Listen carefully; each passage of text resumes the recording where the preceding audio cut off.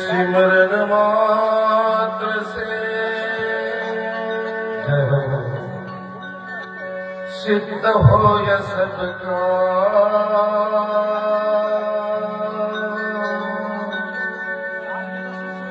So हम पर कृपा करे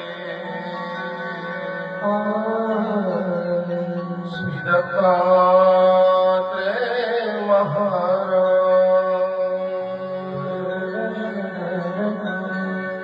नमन तुझ श्री दत्तात्रेय ऋषी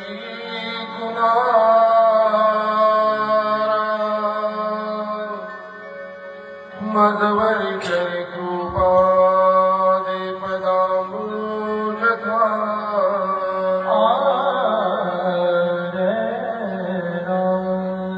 हरिद्वय करे पूजा मात पुष्पार्चना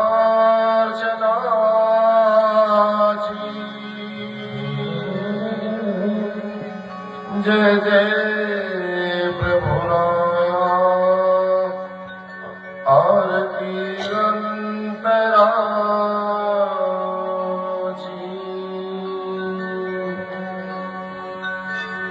स्तवन करीन तुझे दोष होईल स्वामी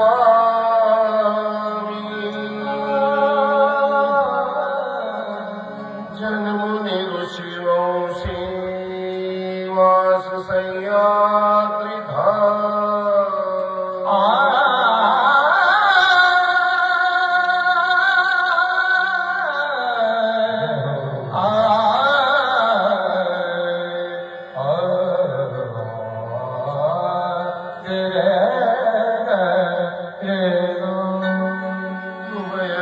नटोनी मानवी वेशधारी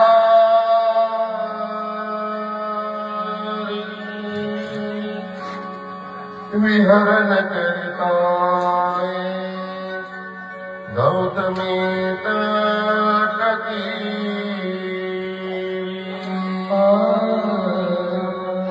विहरण करताय गौतमी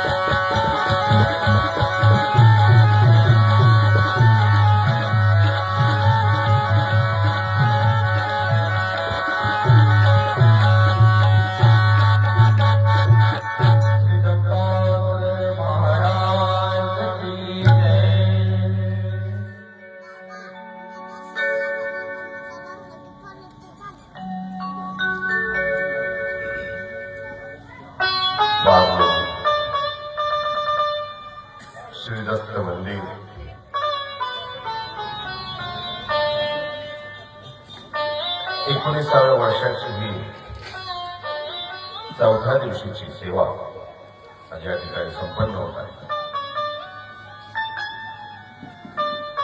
दत्तात्रय प्रभू नामाच्या जयघोषाने संपूर्ण परिसर हा दणाणून गेलेला आहे.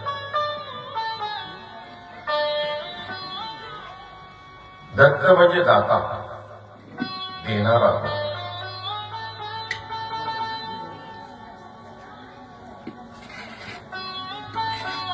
इतना दिया सरकार ने जितनी मेरी औकात, ये तो कर्म है मेरे दाता का, वरना ऐसी कोई बात मुझे नहीं. जय जय. हे देणं देवाचं आहे आणि तो दाता भगवान श्री दत्तात्रय प्रभू.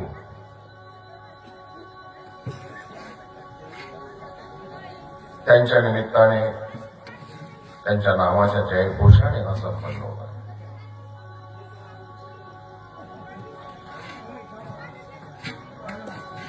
कालचे पुष्प गुंफत असताना आपण दत्तात्रय प्रभू महाराजांचा जन्म अर्थातच अवतार दिन हा कसा झाला हे आपण पाहिजे. श्री प्रभूंच्या श्री दत्तात्रय महाराजांच्या या सह्याद्रीच्या पर्वतामध्ये नाना वेशे विविध रूपाने लीळा ह्या अविरतपणे सुरू असतात. 400 किलोमीटर पर्यंत पसरलेली ही सह्याद्रीच्या पर्वतात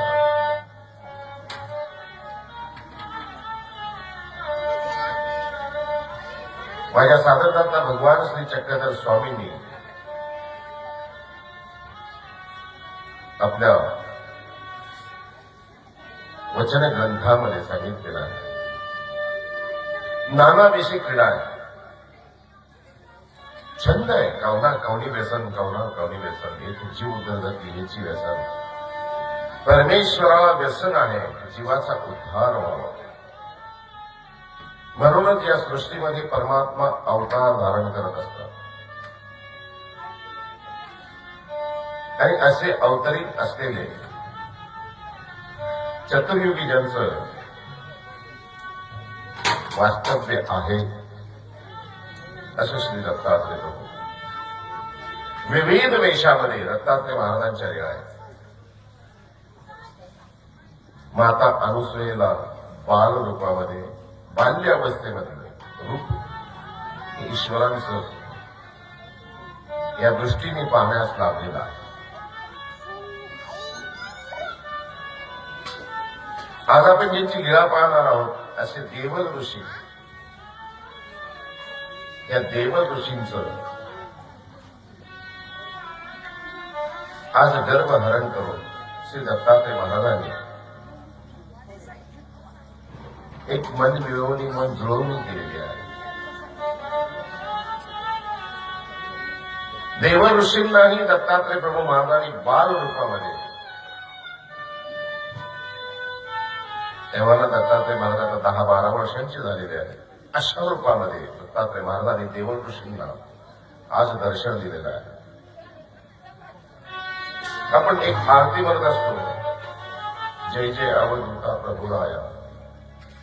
त्या आरतीमध्ये पंक्ती आलेली आहे, खांद्या कावड पारधी वेश. पारधी वेश, पारध्यांचं रूप, पारध्यासारखं रूप घेऊन दत्तात्रय महाराजांनी परशुरामांना भेट दिली आहे. हे परशुराम म्हणजे जमदग्नी आणि रेणुका देवी यांचे पुत्र, ते परशुराम.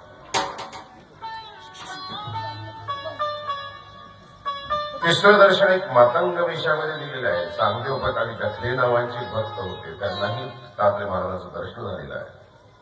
हे मातंग वेशामध्ये आहे. आजची लीळा आपण ज्यांची पाहणार आहोत ते देवल ऋषी.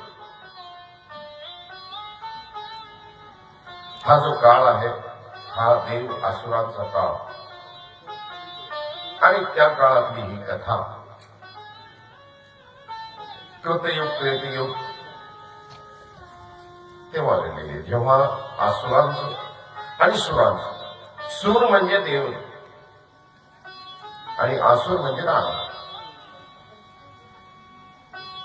यांचं युद्ध सुरू होतं. महान परंपरा लाभलेली आहे या हिंदू धर्माला, हिंदू संस्कृतीला, या भारत देशात. आपण तपस्व्यांची नावं ऐकत असतो. त्यामध्ये गौतम ऋषी आहे, अंगिरस ऋषी आहे, भगीरथ ऋषी आहे. त्यात आपण भगीरथ ऋषींचा आज उल्लेख या ठिकाणी करणार आहोत. देव ऋषींचाही उल्लेख या ठिकाणी होणार आहे. ही कथा त्या काळची, त्यावेळीची आहे, जेव्हा सूर आणि आसुरांचं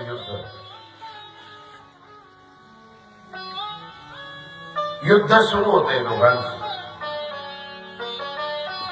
सूर म्हणजे धर्माचे, सत्याचे, आणि आसुर म्हणजे अधर्माचे. जेव्हा जेव्हा या भूतलावर अत्याचार वाढेल, तेव्हा तेव्हा सूर येऊन त्यांचा सर्वनाश करतील, असे हिंदू ग्रंथामध्ये यांच्या लीळा आपण वाचत असतो, पाहत असतो, ऐकत असतो. आसुरांनी उच्छाद मांडलेला आहे आणि अशा काळामध्ये सूर जे आहेत, म्हणजे देवता लोक आहेत, ते युद्धासाठी येत आहेत. सूर जे आहेत ते धर्माने, आसुर मात्र म्हणजे छल कपट आहे. मानवांना तर त्रास द्यायचाच द्यायचा, देवांचं नाव घेणारे आहे त्यांना त्रास द्यायचाच द्यायचा, ब्राह्मणांना त्रास द्यायचाच द्यायचा. देवाचं नाव जो कोणी घेईल त्यांना त्रास द्यायचा, जो कोणी राजा असेल त्यालाही त्रास द्यायचा.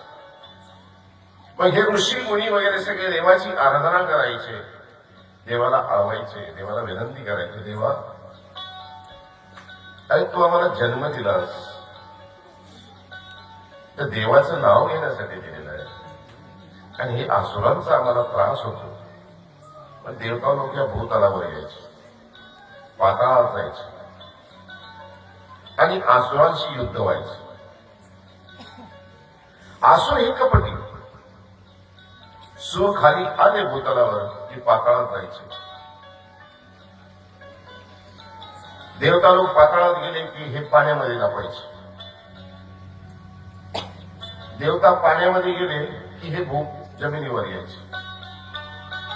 असं समोरासमोर दोघांचं कधी सामनाच होत नव्हता, दानवांचं आणि देवतांचं. आणि अशा काळामध्ये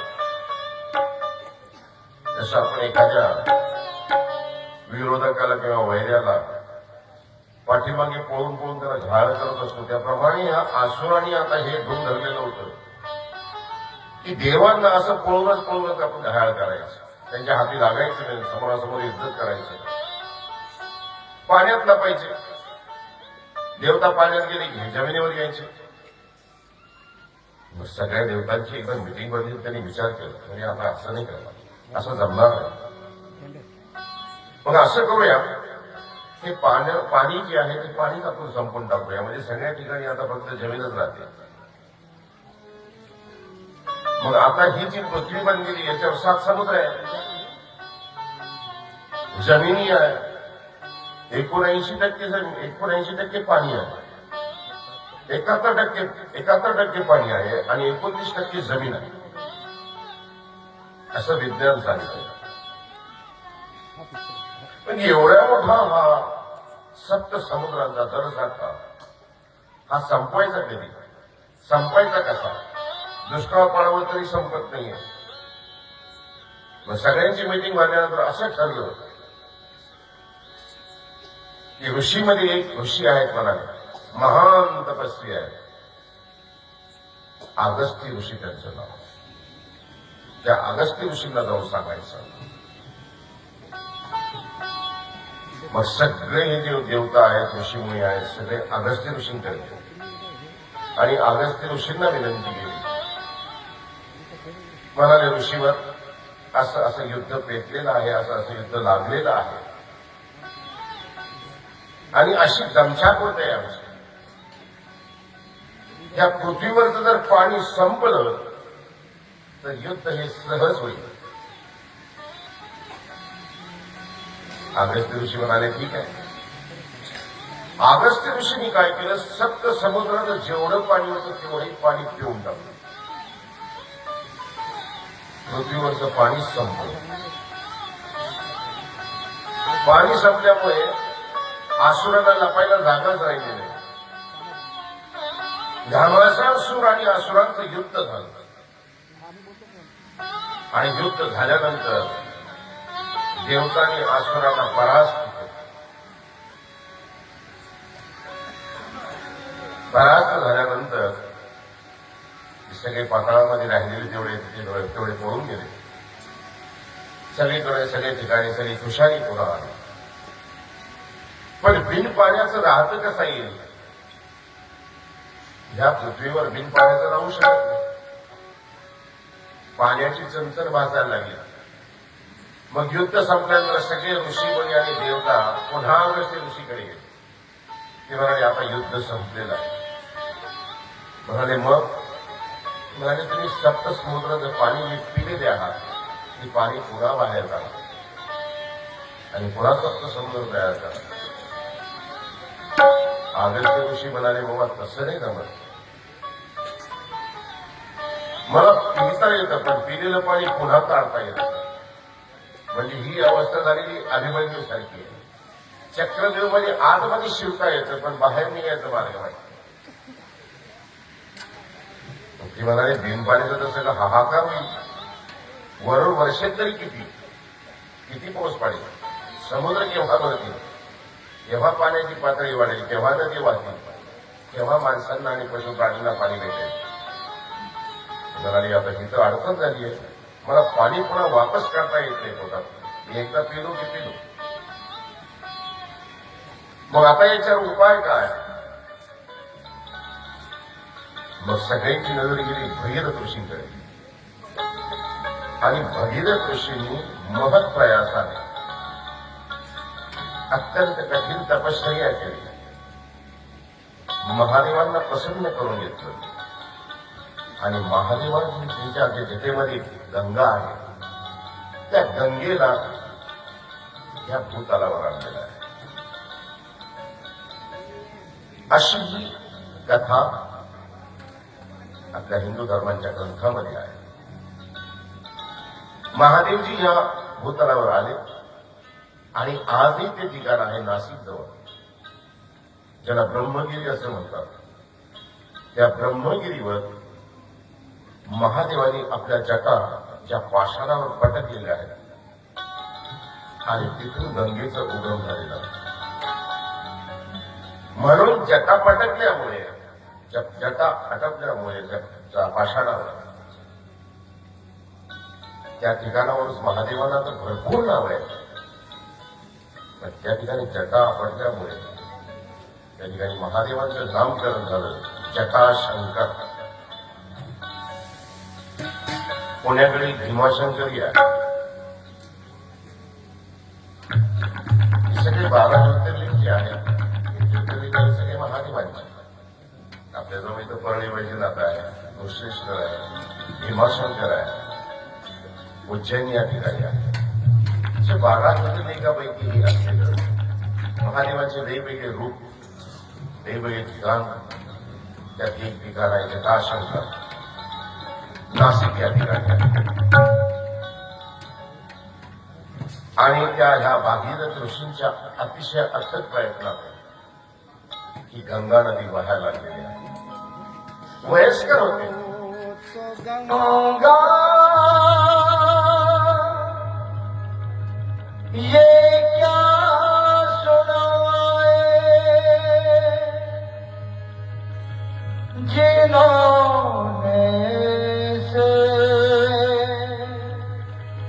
मिया बनाए के प्राण जाए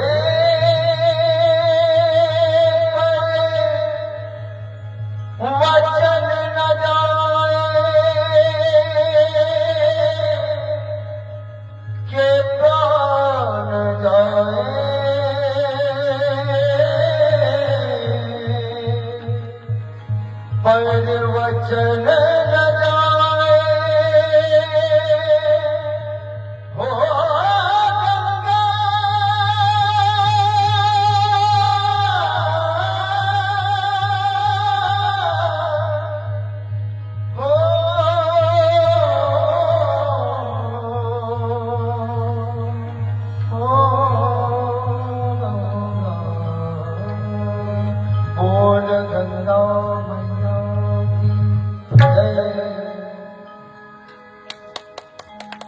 अशी ही गंगा नदी खाली आणण्यामुळे वयानं लहान आहे,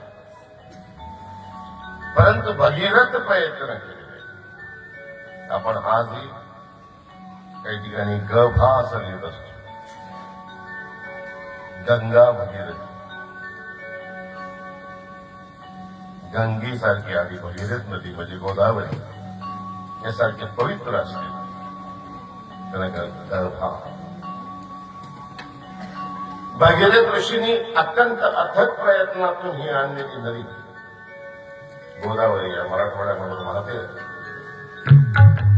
नाशिक पासून सुरुवात होते आणि नांदेडपर्यंत त्याचा प्रवाह केलेला आहे. अशी ही भगीरथ ऋषी वयाने लहान होते, परंतु सगळे त्यांचा मान सन्मान करत होते.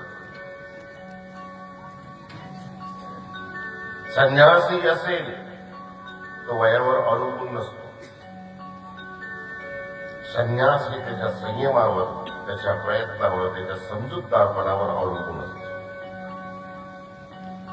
काही काही लोकांचं वय खूप वाढतंय पण संयम नसतो, समजूतदारपणा नसतो. काही काही लोकांचं वय फार कमी असतं पण समजूतदार, संयम, चर्या अत्यंत श्रेष्ठ असते. भगीरथ ऋषींचं वय फार लहान, परंतु सगळे ऋषी त्यांना मानायचे की यांच्यामुळे पुन्हा पृथ्वी सुजलाम सुफलाम झाली. असे हे भगीरथ ऋषी. आता एक वेळेस महाराष्ट्रामध्ये सगळ्या ऋषीमुनींनी ठरवलं की एक महायज्ञ करायचं. पण महायज्ञ करायचं म्हणजे काय करायचं? सगळे ऋषीमुनी सगळ्यांना बोलवायचं, सगळ्यांना आमंत्रित करायचं. त्यांचे आखाडे त्या ठिकाणी येतील आणि मग आखाडे आल्यानंतर त्या ठिकाणी एक महायज्ञ करायचा असं ठरवलं. आता जसं आपल्या या भारत भूमीमध्ये 4 ठिकाणी म्हणजे हे सुरू असते. आता यावेळेस नाशिक या ठिकाणी आहे, उज्जैन या ठिकाणी होते, वरी अजून एक वाराणसी या ठिकाणी होते. असे 4 ठिकाणी असे कुंभाचे मेळे होतात, कुंभमेळे म्हणतात. हे कुंभमेळे म्हणजे काय आहे? समुद्र मंथनाच्या वेळेस, समुद्र मंथन जेव्हा झालं तेव्हातून त्याच्यातून असे रत्न निघालेले. त्या रत्नापैकी एक रत्न असं अमृताचा कुंभ निघालेला आहे, एक विषाचाही कुंभ निघालेला आहे. विषाचा कुंभ, विषाचा जो घडा होता तो घ्यावा कोणी, घ्यावा कोणी? महादेवजींच्या हातामध्ये घ्यावा आणि महादेवजींनी ते आपलं विष दिलेले आहे. ते विष इतकं जहाल आहे, हालाहल, कोलाहल, परडसिंगी असं त्या एका अत्यंत जहाल असलेले हे विष. या विषाची खासियत एक आहे, एक विष जर तुम्ही उपचार केला त्या विषावर की दुसऱ्या विषाचं प्रमाण वाढतं. दुसऱ्या विषावर काही औषध उपचार केला की तिसरंच वाढतंय. असे एकापेक्षा एक महाभयानक असे हे जहर आहे, विष आहे. आणि ते विष प्राशन महादेवांनी केलेलं आहे. जहाल इतकं आहे की महादेवांचं अर्धांग जे आहे, पूर्ण कधी कधी फोटोमध्ये पाहतो त्याचा अर्धांग पूर्ण निळा पडलेला आहे, असा कंठ त्यांचा निळा पडलेला आहे.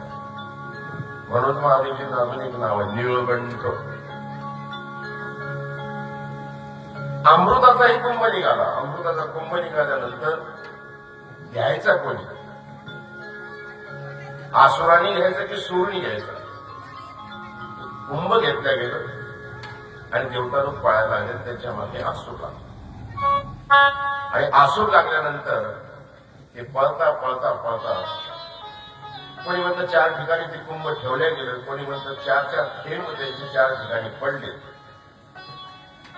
म्हणून त्या ठिकाणी कुंभाचे मेळे असे भरतात. कुंभमेळा त्याला आपण म्हणतो.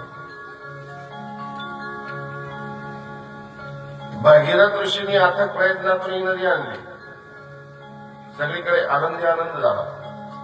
पण असं ठरलं की एक महायज्ञ करायचा. यज्ञामध्ये सगळ्या ऋषी मुनींना आणि सगळ्या आखाड्यांना आमंत्रित केलं गेलं. आता ज्याचं कर्तृत्व मोठे असेल त्याला मान दिला जातो. गावामध्ये जो समाजासाठी करत असेल, लोकांसाठी कार्य करत असेल, आता इलेक्शनचा पिरियड आहे, आपण त्याला नेमकी सहज आपण त्याला सरपंच बनवत असतो. वॉर्डमध्ये कार्य करत असेल, काम करत असेल तर त्याला आपण काही मेंबर वगैरे बनवतो. तसं यज्ञ करत असताना सुद्धा यजमान पद कोणाला द्यावं असं ठरवायचं. मग सगळे एका ठिकाणी जमले. भगीरथ ऋषी जमलेले, देव ऋषी त्या ठिकाणी आलेले. देव ऋषी भयानक मोठे, पण कर्तृत्व त्यांच्यापेक्षा थोडंसं कमी आहे. पण यांना वाटायचंय मी वयस्कर आहे, मी वयोवृद्ध आहे, हे यजमान पद मला भेटावं. पण अहंकार आहे, अहमभाव आहे. आता अहमभावामुळे ती कोणाला दंडवत करायला तयार नाही, कोणाला नमस्कार करायला तयार नाही, कोणाला विचारायला तयार नाही. आता साधू संतांजवळ कसं आहे, लिंतेनं जावं लागतं, लिंतेने असावं लागतं. आता ही लिंता त्यांच्या ठिकाणी नाहीच. सगळ्या ऋषीमुनींनी पाहिले की देव ऋषी असं का वागतात, एवढे मोठे वयस्कर आहेत, हे जर चांगले वागले असते, चांगले राहिले असते तर आपण यांच्याविषयी विचार केला असता. पण ते कोणाला जुमानीत ना, कोणाला सन्मानच करीत ना, कोणाच्या जवळच जात नाहीये, आपल्या अहंकारामध्ये राहत आहे. आणि चर्चेत ते असं ठरलं की ह्या महायज्ञाचं यजमानपद जे आहे ते भगीरथ ऋषींना द्यायचं. देवऋषीने ह्या गोष्टीचा फार मोठा संताप आला, त्यांना राग आला. तेवढ्याच सभेमध्ये देवऋषी पाय पटकत पटकत उठले आणि एकटेच त्या सभेतून निघून गेले.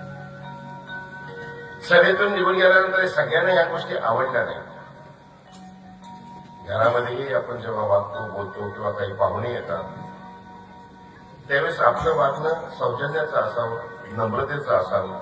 घरातले वयस्कर माणसं आपले घरामध्ये असताना आपण त्यांच्या समोर उर्बेटतेने वागणं किंवा अहंकार आणि अहमभावाने वागणे ही चांगली गोष्ट नाही. हे कोणाला पटणार नाही. त्यांनाही सगळ्या साधू संतांना आखाडी जेवढी आले होते त्यांनाही सगळ्यांना कोणालाही पटलं नाही. पण अहंकार अशी वस्तू आहे की जसं एखादा माणूस घराच्या छतावर उभा राहतो, त्याला खालचं सारं दिसतं पण तो वर पाहू शकत नाही स्वतःला. किंवा एखाद्या दारू केलेल्या मद्यपान केलेल्या माणसासारखं त्याचं असतं. तो मद्यपान भरपूर केल्यानंतर त्याला असं वाटतं सारं जगच, सारी दुनियाच नशेमध्ये आहे, फक्त मी शुद्धीवर आहे. अहंकाराची खासियत असते. अहंकार करूच नाही. अहंकार कोणाचा राहिलेला आहे? रावणाचाही अहंकार राहिला नाही, कंसाचाही अहंकार राहिला नाही.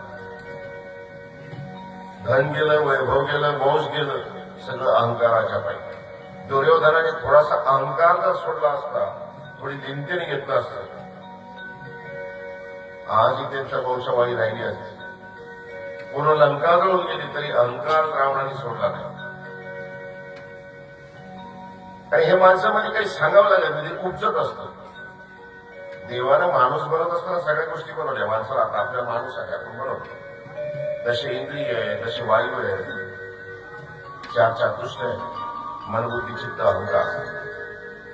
माणसाला मन असतं, माणसाला बुद्धी असते, माणसाला चंचल चित्त असतं आणि अहंकार एक वस्तू असते. अहंकार म्हणजे कशी ही वस्तू? अहंकार सगळ्या ठिकाणी असतो, सगळ्यामध्ये असतो. साधू संतांही मध्येही असतो आणि ग्रस्ताश्रमामध्ये असतो. पण एखादा नाग असतो, तो नाग जसं आपण टोपल्यामध्ये बंद करून ठेवला की तो बंद राहतो. टोपल्याचं झाकण काढलं की तो फणा बाहेर काढतो. त्याप्रमाणे अहंकार सगळ्यामध्ये आहे. पण काही मात्र आपल्या चर्येने, ज्ञानाने, संयमाने त्याला त्याचं झाकण दाबून ठेवत असतात. आणि काहींचं झाकण मात्र नेहमी उघडं असतं, त्या अहंकारामध्ये वागत असतात. तशी अवस्था आज देव ऋषींची झालेली आहे. अहंकारामध्ये पाय पटकतच सगळ्या ऋषीमुनीच्या समोरून निघून गेलेले आहेत. सगळे रथी महाराज ते ऋषीमुनी त्या ठिकाणी बसलेले आहेत. सगळ्यांची तपश्चर्या पाहावं, संयम पाहावं, एकापेक्षा एक वरचढ आहे. पण भगीरथ ऋषीचा अहंकार मात्र जायला तयार नाही. कोणी समजवलं तर समजूनही घेत नाही. अशी अवस्था भगीरथ ऋषींची आहे. सगळ्यांसमोर पाय पटकत देव ऋषींची झालेली आहे. अशा सगळ्यांसमोर पाय पटकत देव ऋषी निघून गेलेले आहेत. निघून कुठे गेले तर सह्याद्री पर्वतामध्ये. ज्या ठिकाणी देवदेवेश्वरी संस्थान आजही आहे, इतका राग आणि इतका संताप त्यांच्या मनामध्ये आहे की त्यांच्या त्या दाहामुळे, त्यांच्या संतापामुळे आसपासचा जेवढाही जंगलाचा परिसर आहे, म्हणजे 12-12 कोस पर्यंत, तिथे सगळे झाडं जळून गेले, सगळे गवत जळून गेले. इतका राग आणि इतका दहा त्यांच्या मनामध्ये. मग आलेला राग आणि दहा त्यांनी काय करावं? आता ऋषी येते, त्या ठिकाणी त्यांनी आपली स्थापना केली, त्या ठिकाणी आसन वगैरे टाकलं आणि आसन टाकून त्या ठिकाणी बसलं. मनामध्ये राग, हृदयामध्ये राग आहे. काशीला जायचं, स्नान करायचं, मुठीमध्ये वाळू भरून आणायचं आणि वाळू भरून आणून त्या ठिकाणी महादेवाची लिंग त्यांनी बनवायला सुरुवात केली. दररोजचा त्यांचा तोच क्रम. साधना करायची, साधनाला बसले की एक मूठ त्या ठिकाणी ती वाळू, त्याचं महादेवाचं लिंग. दररोज काशीला जाणे, स्नान करणे, एक मूठ वाळू आणणे, त्याचं लिंग बनवलं. दररोज लिंग 8-8 फूट असं वाढत जायचं. वाढता वाढता वाढता वाढता इतकं वाढलं ते स्वर्गाची सीमा तोडून पुढे निघालं, कैलासापर्यंत गेलं. लिंग वाढे ना का, साधना चाले ना का, पण ती जमीन इतकी तप्त झाली की त्याच्यावर पशुपक्षी सुद्धा वर जाऊ शकत नव्हतं. ती आग इतकी होती, जी पिंड बनवली होती, जी लिंग बनलेलं होतं, त्याच्यामध्ये दाहच तेवढा होता. आणि यांचा संताप, यांचा राग, की लिंग सीमा तोडत तोडत तोडत कैलासपर्यंत गेलं. गेल्यानंतर आता सगळे बिनतारी संदेश घेऊन येणारे होतेच. नारायण नारायण नारायण नारायण करत करत करत करत नारद मुनी पण पोहोचले. देवराज इंद्र स्वर्गामध्ये आले. आणि आल्यानंतर त्यांनी इंद्राला विचारलं का हो इंद्रदेव, तुम्हाला काही कळलं का नाही, काही माहिती की नाही? तिला काय झालं? अहो म्हणाले, एवढं बालंड आलेलं आहे ह्या पृथ्वीवर, तुमचं लक्ष कुठे आहे? ते म्हणाले, काय काय झालं का? अहो ते म्हणाले, खाली देवल ऋषींनी लिंगाची स्थापना केलेली, त्याचं 10 पहा म्हणाले कुठपर्यंत आहे. 12-12 कोस पर्यंत त्या ठिकाणी घासगवती राहिलेली, मोठे वृक्ष तर सोडाच, पशुपक्षी सुद्धा तिथं पाय ठेवू शकत नाही, जाऊ शकत नाही, वरूनही जाऊ शकत नाही आणि खाली चालू शकत नाही. इतकी सीमा वाढलेली आहे त्या लिंगाची की आता ते कैलासपर्यंत गेलेलं आहे. म्हणाले, पहा आता तुम्हीच पहा. देवराज इंद्राने पाहिल्यानंतर सगळ्यांची सभा बोलवली त्यांनी लगेच. हो म्हणाले, याच्यावर काही पर्याय आहे की नाही, काही उपाय आहे की नाही? काय उपाय करणार बा? ऋषींचं इथे, ऋषींचं दार, त्या लिंगामध्ये इतकी अग्नी आहे, 12-12 कोस पर्यंत जमीन सगळी तप्त झालेली आहे. तसं तांबा तापावं, त्याच्यापेक्षा एक भयंकर अग्नी आहे. खैराचं इंद्र जशी आग असते त्याच्यामध्ये, त्याच्यासारखी अग्नी आहे त्याच्यामध्ये. आपण काही करू शकत नाही त्याला, हे आपल्या बसच्या बाहेर आहे. त्याला कोणी समजवायला कोणी तयार नाही. कोण समजवेल त्यांना? कोण जाईल त्यांच्याजवळ? 12-12 कोस पर्यंत ते जाताच येत नाही. मग ब्रह्माजींना सांगितलं, तुम्ही काहीतरी करा. ते म्हणाले, ते ऐकणार नाही. महादेवजी ते म्हणाले, आपणही काही नाही. मग आता तुम्हाला एक उपाय सांगतो म्हणाले. असं करा, ब्रह्माजी म्हणाले सगळ्यांना, तरी असं करा, सगळे ऋषी मुनी आणि सगळे देवता लोक बद्रिकाश्रम या ठिकाणी श्री दत्तात्रय प्रभू महाराज आहेत, तुम्ही त्यांच्याजवळ जाल, त्यांना विनंती करा, हे नक्कीच याच्यातून पर्याय काढतात. सगळे ऋषी मुनी देवता लोक सगळे दत्तात्रय महाराजांजवळ आले. दत्तात्रय महाराज आता 12 वर्षाचे, 11-12 वर्षाचे आहे. बाळरूपामध्ये दत्तात्रय महाराजांचा तो रूप. आणि सगळ्यांनी येऊन दत्तात्रय महाराजांना विनंती केली की दत्तप्रभू महाराज म्हणाले, याच्यात काहीतरी पर्याय काढा, काही उपाय करा. या देवऋषींच्या त्या रागामुळे, संतापामुळे हे लिंग जे आहे ते कैलासाची मर्यादा करून पुढे चाललेलं आहे. थांबवत त्यांना. दत्तप्रभू मला हे तयार करतात. चला दत्तप्रभू पुढे दत्तप्रभूंची सुंदर मूर्ती, लावण्य, गौरवर्णी मूर्ती, दिगंबर मूर्ती, पण तेज इतकं आहे चेहऱ्यावर की पाहता क्षणी माणसं मोहित व्हायची. इतकं तेजपुंज तेरा. दत्तात्रय महाराजांसोबत सगळेच देवता ऋषी मुनी ज्या ठिकाणी त्यांची लिंगाची स्थापना केलेली सह्याद्री पर्वतामध्ये आजही आहे माहूरला या ठिकाणी. त्या ठिकाणी सगळेच देवता आले, ऋषी आले. पाय ठेवायला गेले तर 12-12 कोसपर्यंत पाय ठेवता येईल ना. ते म्हणाले देवा इथं तर पाय ठेवता येत नाही. दत्तप्रभू म्हणाले काय हरकत नाही, तुम्ही थांबा, तुम्ही सगळे 12 कोसाच्या मर्यादेच्या बाहेर थांबा. मग एक ते दत्तात्रय प्रभू बाल रूपामध्ये ज्या ठिकाणी लिंगाची स्थापना केलेली होती त्या ठिकाणी दत्तात्रय प्रभू पोहोचले. आणि ज्या ठिकाणी त्या ऋषींचं, देव ऋषींचं आसन होतं त्या ऋषीच्या आसनावर जाऊन बसलेले. त्या काळामध्ये त्या वेळेमध्ये सकाळ सकाळची वेळ आणि ऋषी गेलेले काशीला स्नान करण्यासाठी. काशीला स्नान केलं, मोठभर वाळू घेतली आणि आपल्या त्या स्थानापर्यंत यायला लागले. लागूनच त्यांनी पाहिलं की माझ्या आसनावर कोणतरी बसलेलं आहे. पहिलं तर विचार केला की कोणाची यायची इथे हिंमत नाहीये, इथं कोणी पाय ठेवू शकत नाही. माणसं काय, देवता काय, प्राणी काय, पक्षी काय, कोणीच येऊ शकत नाही. माझ्या आसनावर बसलंय कोण?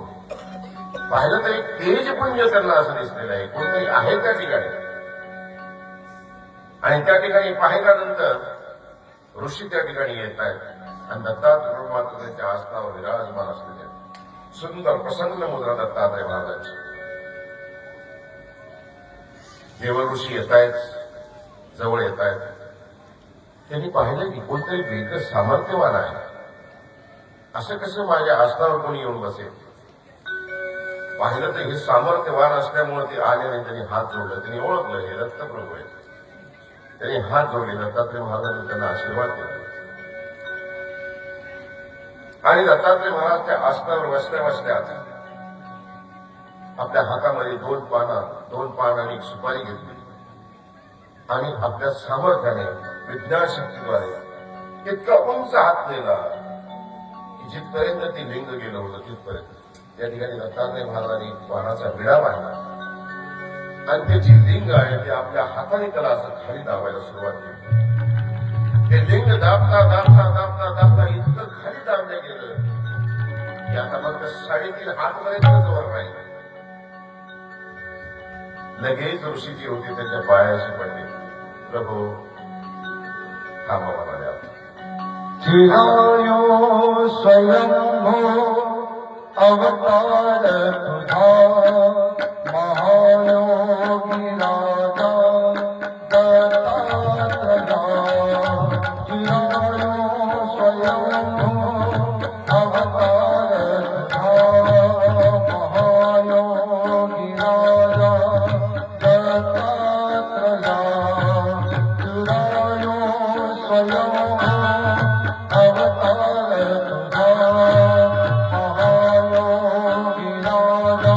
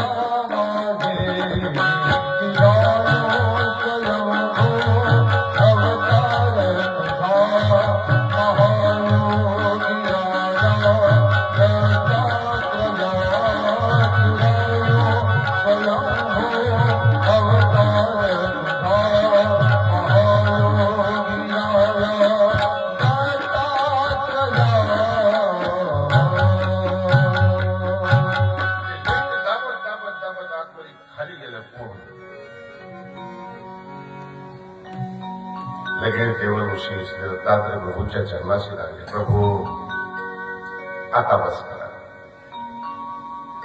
एवढी आठवण म्हणून राहू द्या, एवढी आठवण म्हणून राहू द्या. दत्तात्रय महाराजांचे 3.5 फुटापर्यंत राहिलेलं ते लिंग त्या ठिकाणी थांबवून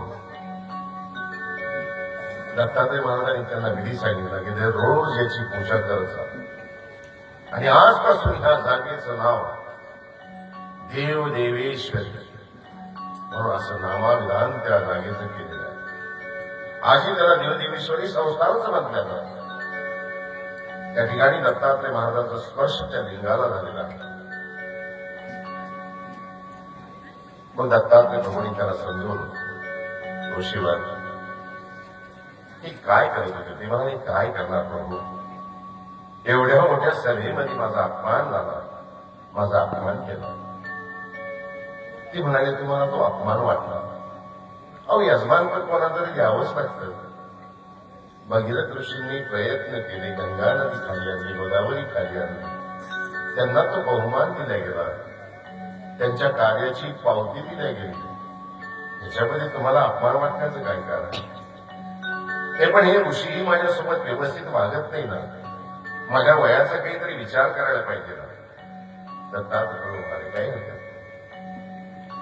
दत्तात्रय प्रभूंनी सगळ्या ऋषी मुनींना सगळ्यांना एकत्र बोलवलं. त्याच ठिकाणी आलेलेच होते आणि देव ऋषींनाही त्या ठिकाणी बोलवलं. दोघांची शिष्टाई केल्या गेली. मनात जे होतं ते दोघांच्या काढल्या गेले. सगळीकडे आनंदी आनंद झाला. देव ऋषींनी सगळ्यांचा मान सन्मान केला, सगळ्यांची क्षमा मागितली, सगळ्यांची माफी मागितली. सगळीकडे आनंदी आनंद झाल्यानंतर सगळे देवता ऋषी वगैरे निघायला लागले, दत्तात्रय प्रभूही निघायला लागले. आणि अशा काळामध्ये देव ऋषी पुन्हा श्री दत्तात्रय प्रभू महाराजांचे चरण स्पर्श करतात, श्री चरणावर लागतात आणि श्री दत्ता तू माया मिले करो बाबा, तुला कसा विसरो. श्री दत्ता तू माया मिले करो, तुला कसा विसरो. श्री दत्ता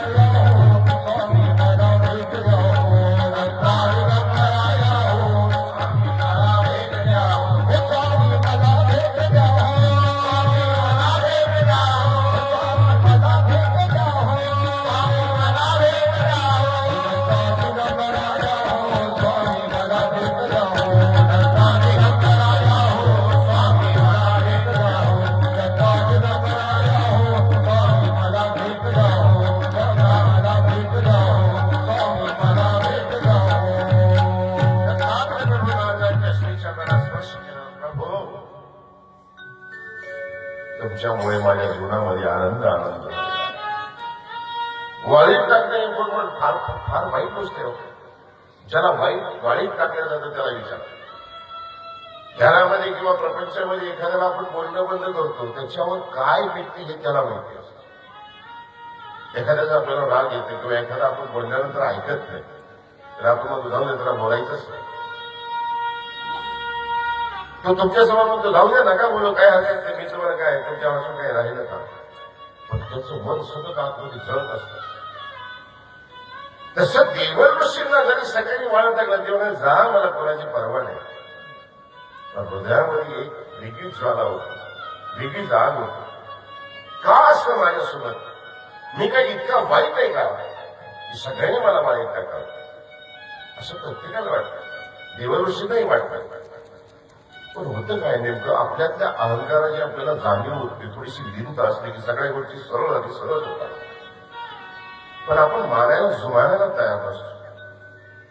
हा इतिहास हेच आपल्याला शिकवत असतं की जीवन कसं जगावं, कसं जगायला पाहिजे. आपण देवऋषींनी दत्तात्रय प्रभूंचे श्रीचरण धरले, देवाला विनंती केली की देवा आता सगळं आनंदी आनंद झालेला आहे, आता सगळं ऋषीकुल माझे भाऊबंदच आहेत,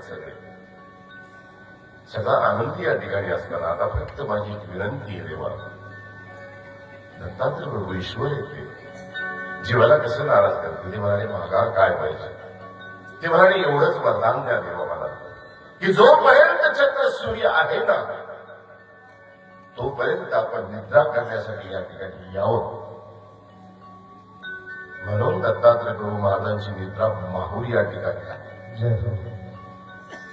ही विशेषता आहे. पंचाळेश्वरी भोजनी कटतरी माध्यान काळे प्रभू नित्याने तरी भोजन सुरपती त्या आत्मतीर्थी विभू संध्याकाळ प्रवर्तागत करी मातापुरी पहोडो ऐसा खेळ करी सह्याद्री शिखरी सृष्टांतरी नित्य.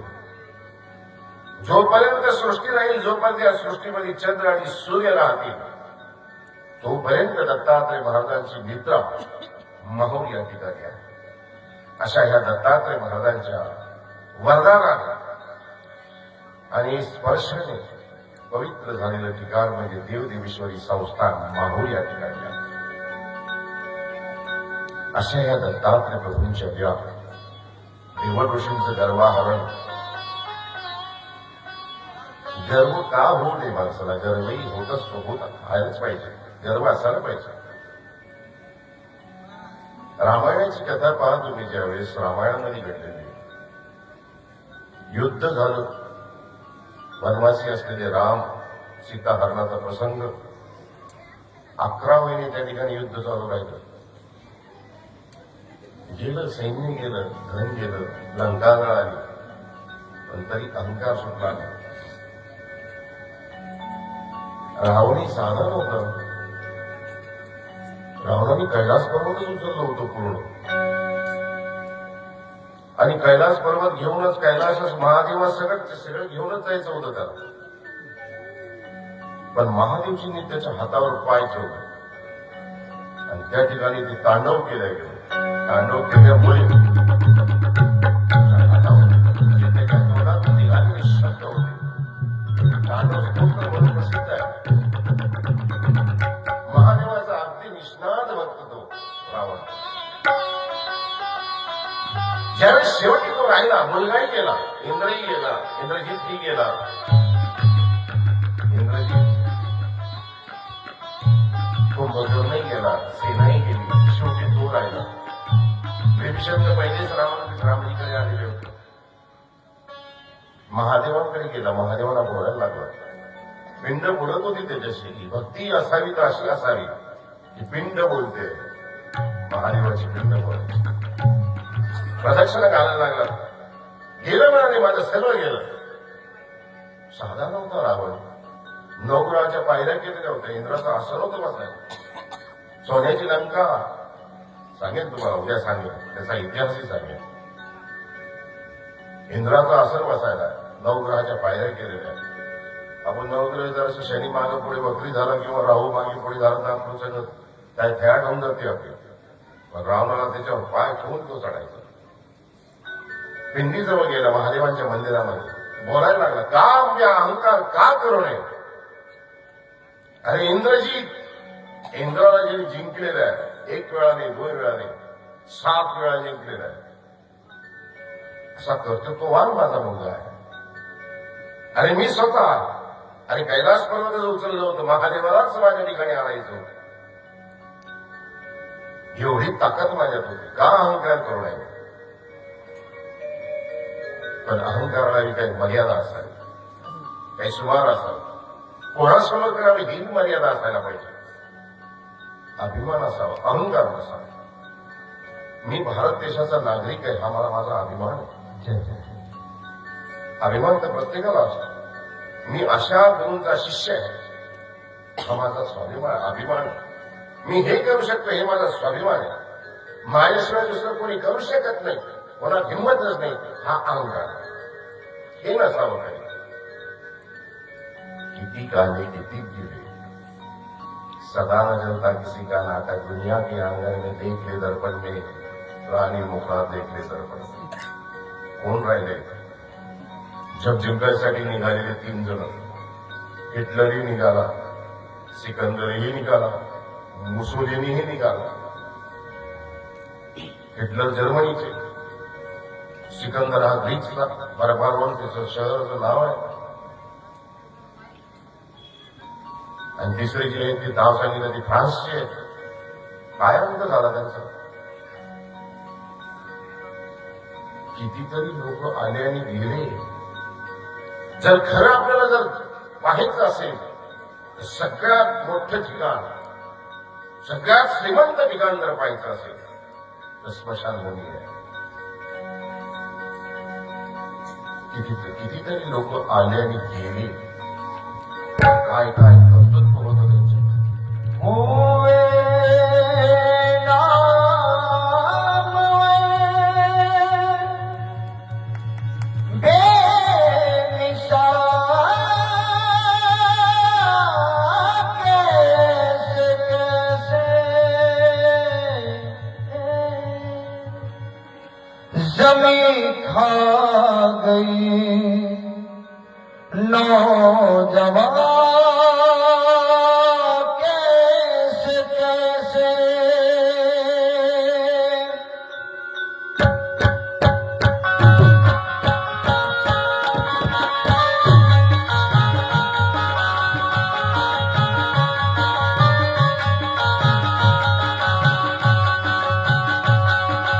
आज जवान कर जिताएगा, आज जवान कर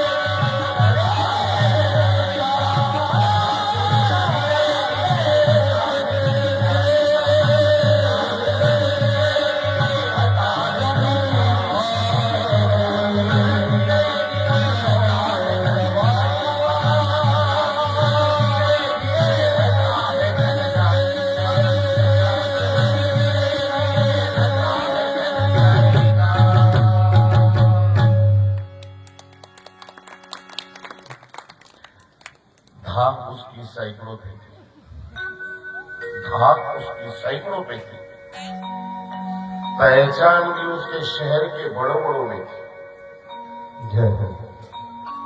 जब मरे तब दफन हुए महज 6 फीट के खड्डे में। जब मरे तब दफन हुए महज 6 फीट के खड्डे में, जबकि सैकड़ों एकड़ जमीन उनके नाम पे थी। कौन का योग्य रे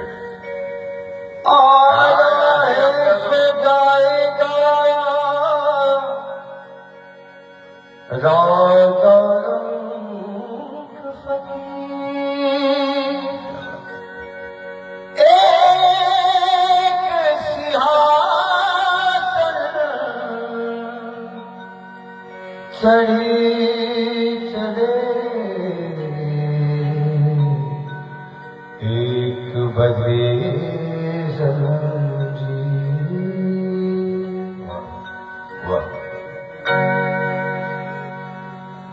काय कोणी योग्य रे, कोणीच काही नाही. अहंकार करायचा तर कशा. सिकंदराला रिकाम्या हाताने गेला. खाक हूं मैं खाक पर क्या खाक इतना के चलूं.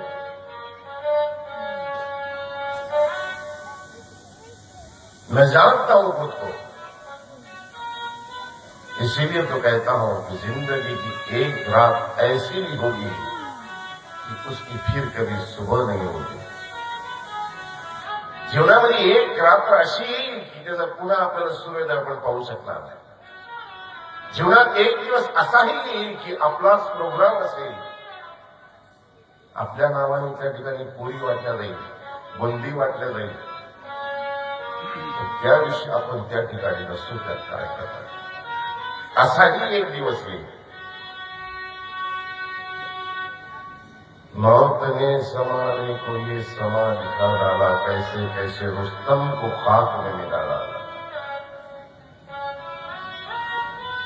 पहले करो क्या? पहले करो.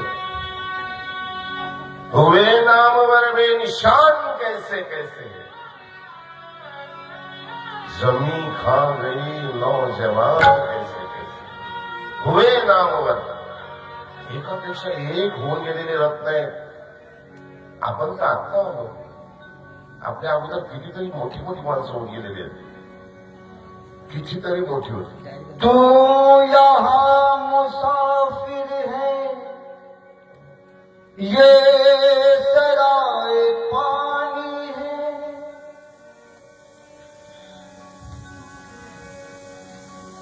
हुए नामावर बेनिशान कैसे कैसे. त्यांचं नाव यायलाही कोणी राहिलं नाही, बेनिशान झाले ते. कोण राहिलं त्यांचं पाठीमागे? कोणीच नाही. पहा म्हणाले, मुघलही आले आपल्याकडे, तिकडून आले, अफगाणिस्तान कडून आले.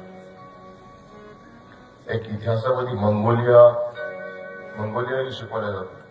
खूप मोठं राज्याचा विस्तार केला, काही स्थिती राहिली. मुघल आले, 800 वर्ष राहिले. बाबर आले, हुमायूं आले, अकबर आले, शहाजहान आले, औरंगजेब आले. शेवटी आता शेवटचे जे झाले, शेवटचा जफर शहा. काय अवस्था झाली हो त्यांची. आजही दिल्लीमध्ये आपण त्या ठिकाणी पाहिलं, त्यांची कबर पाहिली. रस्त्याने आपण गेलो तरी त्याच्याकडे पाहत नाही कोणी. हुए नामवर बेनिशान कैसे कैसे, जमी खा गई नौजवान कैसे कैसे. या जमिनीने कितीतरी अशा तरुणांना सुद्धा आपल्यामध्ये सामावून घेतलेलं आहे. कोणीच राहिलं नाही त्यांचं. कोण राहिले त्यांचं? कोणीच नाही राहिलं. अहंकार कशाचा आहे, अभिमान कशाचा आहे, गर्व कशाचा आहे.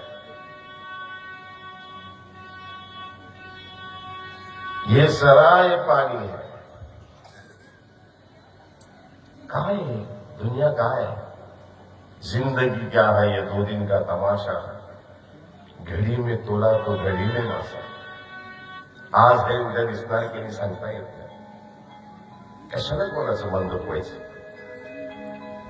कशाला कोणाशी अहंकाराने वागायचं. जिंदगी किराए का घर है, एक न एक दिन बदलना पड़ेगा. मौत जब तुझको आवाज देगी, जय हो. मौत जब तुझको आवाज देगी, घर से बाहर निकलना पड़ेगा. मौत जब तुझको आवाज देगी, घर से बाहर निकलना पड़ेगा. जिंदगी किराए का घर है, बदलना पड़ेगा. मौत जब तुझको आवाज देगी, घर से बाहर निकलना पड़ेगा.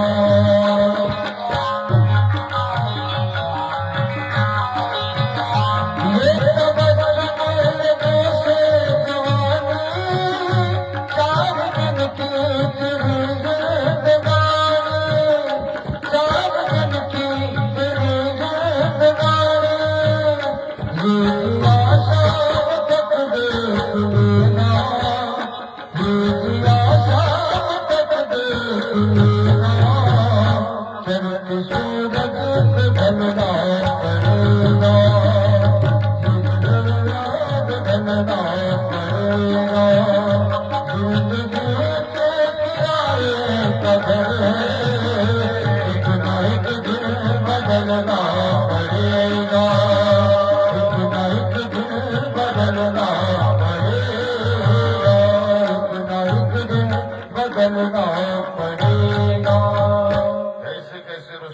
हाथ में मिला डाला। याद रख सिकंदर के हौसले वो आली थे, जब गया था दुनिया से तो दोनों हात खाली थे. सिकंदर या जगाला जग जिंकायसाठी निघालेला आहे. पोरुराजासोबत त्याचं युद्ध झालं. पोरुराजाने त्याला सिंधू नदीच्या काठी त्याला तो दोघांचा सामना झाल्यानंतर त्यांनी पोरुराजाला हरवलं. हरवल्यानंतर बंदी बनवले गेले. पोरुराजाला समोर बांधलं. सिकंदरने पहिला प्रश्न केला, एकच शेवटचा प्रश्न तुला विचारतो, शेवटची तुझी इच्छा काय आहे? त्याला काही इच्छा नाही. जे काही लढलो देशासाठी लढलो, स्वतःसाठी लढलो, स्वतःच्या धर्मासाठी लढलो. बहुत तेरी इच्छा क्या है, बहुत तेरे साथ क्या सलूक किया जाए. गुरु राजा म्हणाला, जो एक राजा दूसरे राजा के साथ सलूक करता है वही सलूक तू मेरे साथ कर. एक राजा दुसऱ्या राजासोबत हरल्यानंतर जिंकल्यानंतर जो व्यवहार करत असतो तोच व्यवहार माझ्यासोबत करतो. तुम्हाला झालंच, मी माझ्या जीवाची भीक तुझ्यासमोर मागणार नाही. अरे मेलो तर माझ्या प्रजेच्या रक्षणासाठी मी मेलो तर माझ्या देशासाठी मेलो. मला तुझ्या दयेची भीक नको. हा स्वाभिमान आहे, हा स्वाभिमान. मौत सबको आनी है, कौन इससे छूटा है. एक राक्षस आहे, राक्षसाकडे भरपूर वैभव आहे, संपत्ती आहे. त्याला वाटत होतं मी मरूच नाही, मी मेलो नाही पाहिजे. एवढं सगळं असताना पुन्हा त्याने देवाची आराधना केली, देवाला प्रसन्न करून घेतलं. ते म्हणाले, मग काय पाहिजे? ते म्हणाले, देवा माझी मृत्यू झाली नाही पाहिजे, मी मेलो नाही पाहिजे. ते म्हणाले, हे शक्य नाही. जो आला आहे तो जाणारच, गेलाच पाहिजे. खरं जर विचार करा तुम्ही, जर जेव्हापासून सृष्टी निर्माण झाली तेव्हापासून माणूस जर मृत्यू नसताच कसं झालं असतं? आपल्याला पाय ठेवायला जागा राहिली नसती. तेही गोष्ट आहे. तुम्हाला सांगितलं की अमृत पिल्यानंतर काय झालं? पण त्या राक्षसाने देवाला सांगितलं की देवा, कमीत कमी तुम्हाला अमर करू शकत नाही, पण माझी मृत्यू मला कळाली पाहिजे. माझी मृत्यू तरी माझ्या हातात पाहिजे. देव म्हणाले, ही गोष्ट तरी आहे,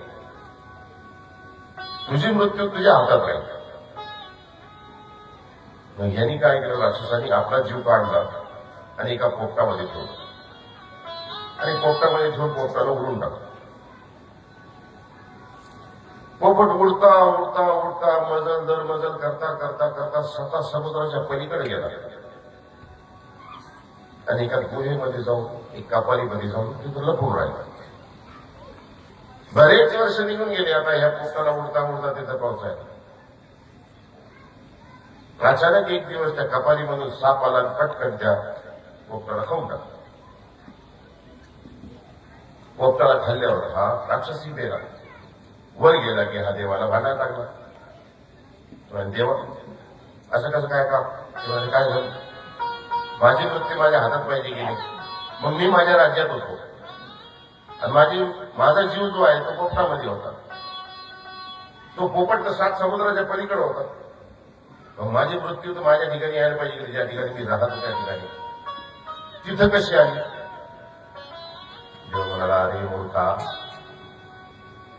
तुझी मृत्यू 7 समुद्रा पलीकडे होती.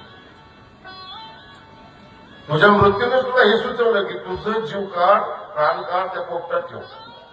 तू कधी 7 समुद्राच्या पलीकडे गेला असता आणि तुला कोणी जाऊ दिला असता?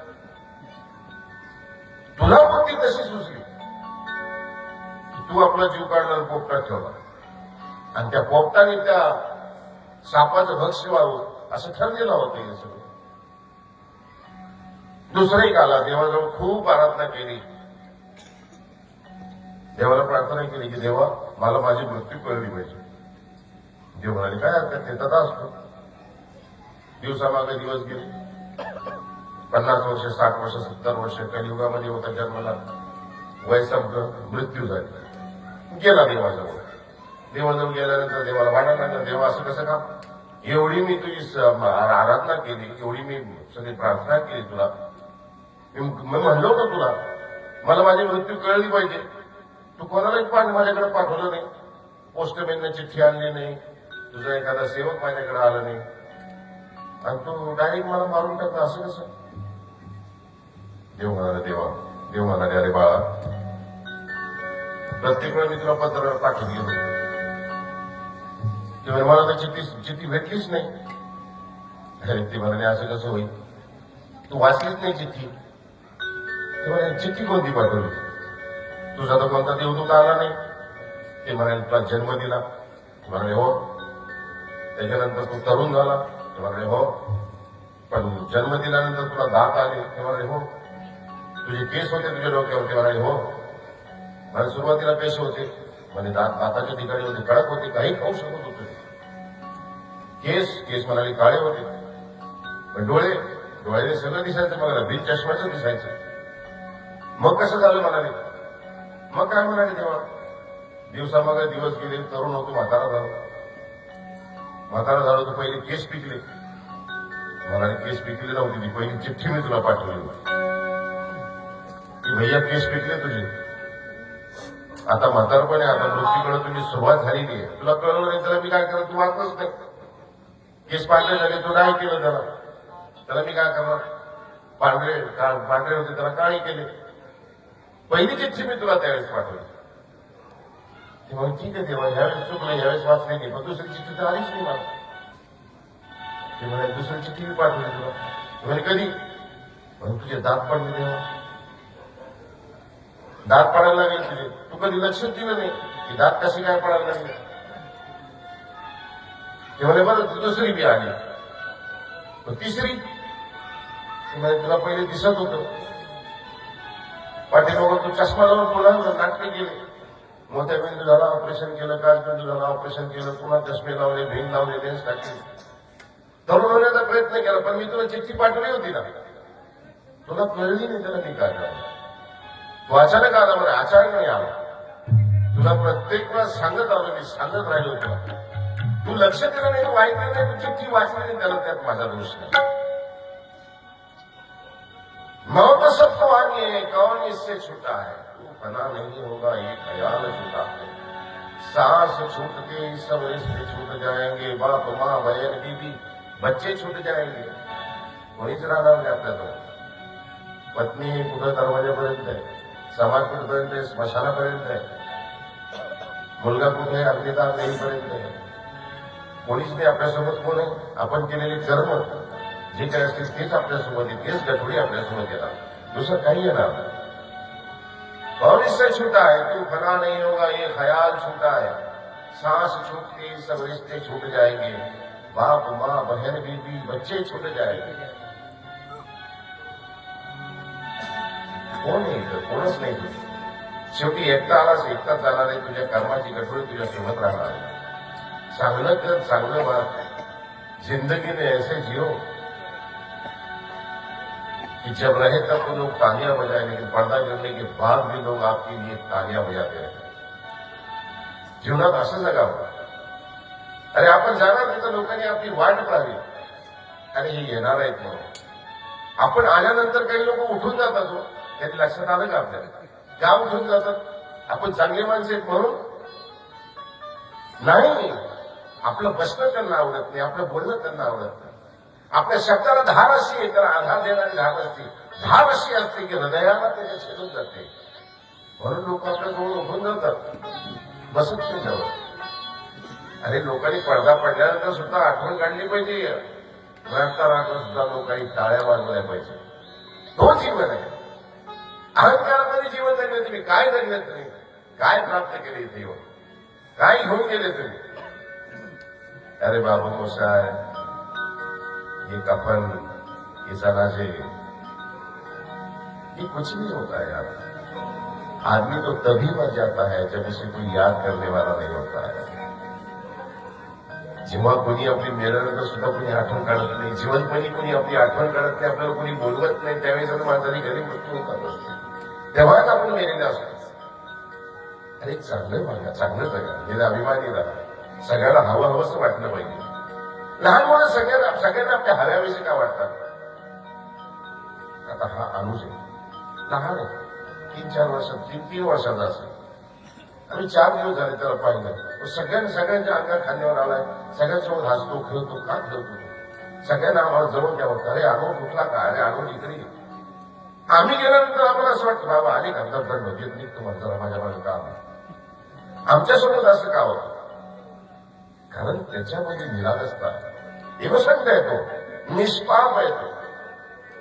त्याचा चेहरा पहा असं वाटतं की सगळ्यांना जवळ घ्यावं असं वाटतं त्याला. सगळ्यांना पप्पा घ्यावा असं वाटतं, त्याची मोठा घ्यावा असं वाटतं. आमचे चेहरे भयान बेसूर व्हायला लागलेले आहेत. आमच्या चेहऱ्याकडे पाहू वाटत नाही, डोळ्यात डोळे टाकून बोलू वाटत नाही आम्हाला. तोंडातून शब्द निघाले की असं वाटतं की बाण निघाला की काय एखादा. असले शब्द आमचे, असं वागणं आमचं आहे. कैसे कैसे रुस्तम को खाक में मिला डाला. अरे हे काळाचं चक्र ज्यावेळेस फिरलं ना, तर कैसे कैसे रुस्तम कोणाला म्हणजे तर उस्तादों की उस्ताद, उसको रुस्तम कहते हैं. उस्तादों की उस्ताद. रुस्तम को खाक में मिला डाला. आणि जमिनीत गाडण्यात गेले. टंकर जो चलते थे अपनी शान शौकत पर, चालताना असे चालायचे, वर पाहून चालायचे, खाली काय चाललंय, कोण आहे काही दिसत नव्हतं. एक फार सुंदर शेर आहे याच्यावर. जब मैं निकला शाम शहर में, जब मैं निकला शाम शहर में, एक तरफ की सब्ज झाड़ियां, एक तरफ टूटे कब्रस्तान. एक दिवस मी घरातून बाहेर निघालो, गल्लीतून बाहेर निघालो तर पाहिलं एकीकडे सगळे हिरवगार आहे. हिरवगार पाहिलं की असे रान हिरवगार पाहिले, शेत हिरवगार पाहिले की आपल्याला तर शांती वाटते संध्याकाळच्या वेळेस. जब मैं निकला शाम शहर में, संध्याकाळच्या वेळेस मी घरातून बाहेर निघालो, एकीकडे पाहिलं तर सगळं हिरवगार होतं, पाहत राहिलो. उन्हाळ्यामध्ये फार थंड वाटतं पाहिजे. हिरव्या रंगाकडे पाहिल्यानंतर, हिरव्या वस्तूकडे पाहिल्यानंतर, पाणी दिलेल्या शेताकडे पाहिल्यानंतर थंड वाटतं. एक तरफ टूटे कब्रस्तान. स्मशानाकडे आपण जातो का? जेव्हा माणूस जाईल तेव्हा जात असतो. त्याची भिंत बांधलेली असते, कधी तुटली काय झाली आपण त्याच्याकडे पाहतो का? पाहत नाही. एक तरफ टूटे कब्रस्तान. रस्त्याने जाताना पाव पडा एक हड्डी पे. रस्त्याने जाता जाता एका हाडावर पाय पडले. पाव पडा एक हड्डी पे, ये उसके बयान थे. त्या हड्डीमधून, त्या हाडामधून आवाज आली. काय आवाज आली?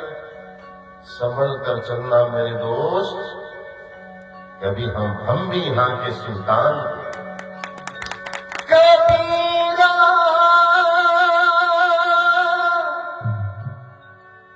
जब हम पैदा हुए, जगह से हम रोए, ऐसी करनी कर चलो, हम हंसे जग रोए रोए.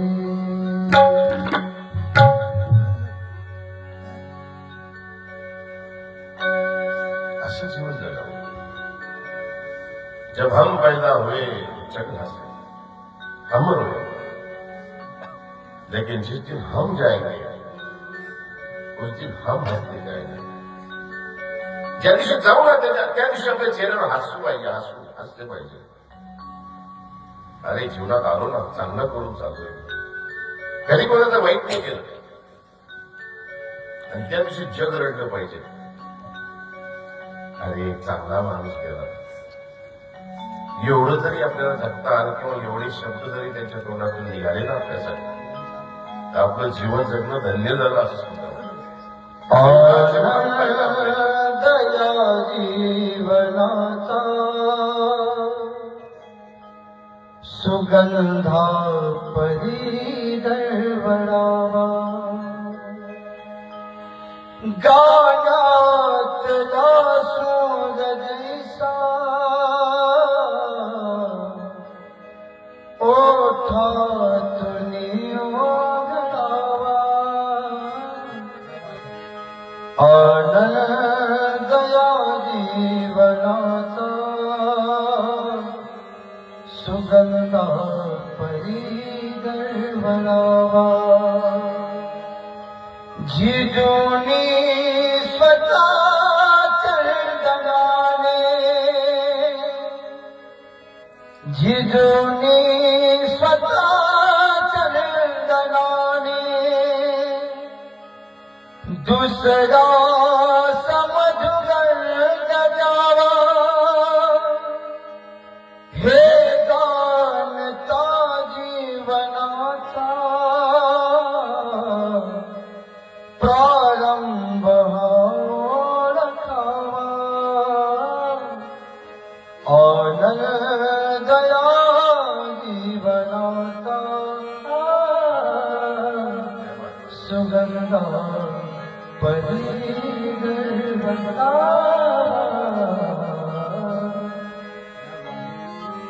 अशा जीवनाचा आनंद पाहिजे, असं जीवन जगायला पाहिजे. अहंकाराने जगून कोणाला काय भेटलेलं आहे? अहंकार में तीनों गए, धन गए, वैभव गया, वंश गया. धन गेलं, वैभव गेलं आणि वंशही गेला. सोन्याची लंका गेली, काहीच राहिलं. वैभव गेलं, हस्तिनापूर सारखं वैभव नव्हतं. अरे कौरवांचा वंश गेला, कोणी नाव घ्यायलाही राहिलं नाही. मग जीवन कसं जगावं? जीवन कसं जगावं? देवाचं नाव घेत घेत जगावं. देवाचं नाव घेत घेत जीवन जगशील, साधूंच्या संगतीला राहशील,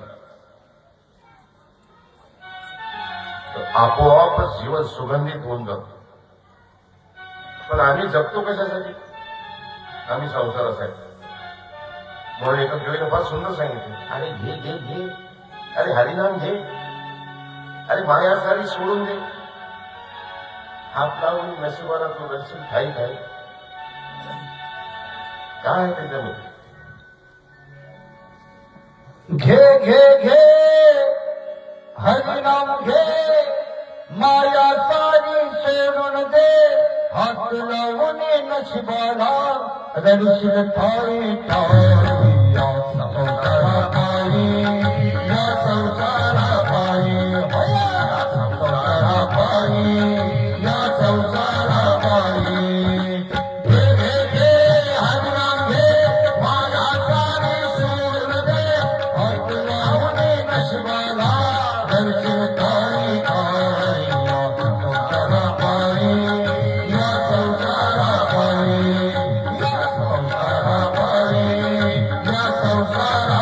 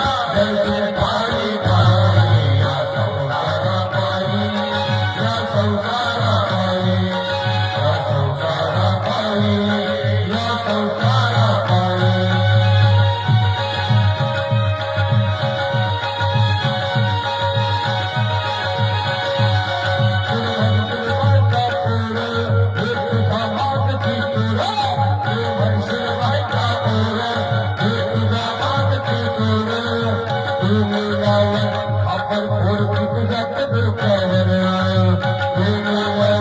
आपण फोड तुझ्यात डोक्यावर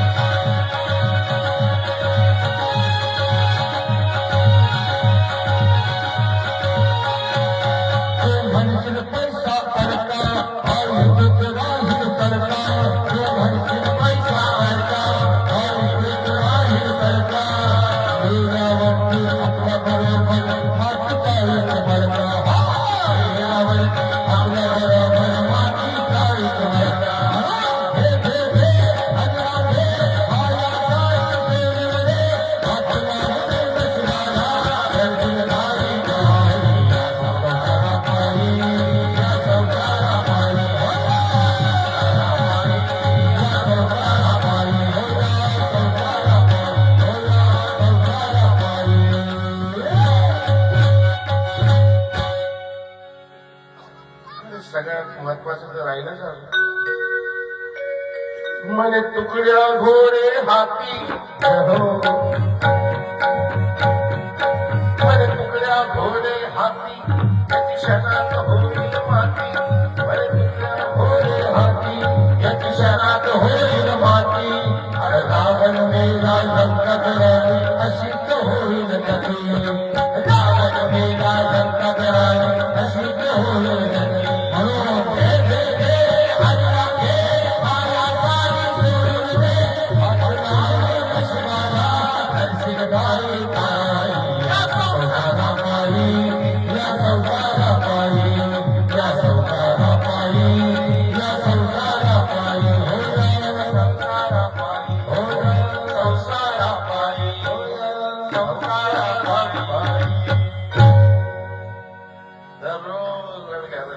उठलं गेलं पुढं सुरू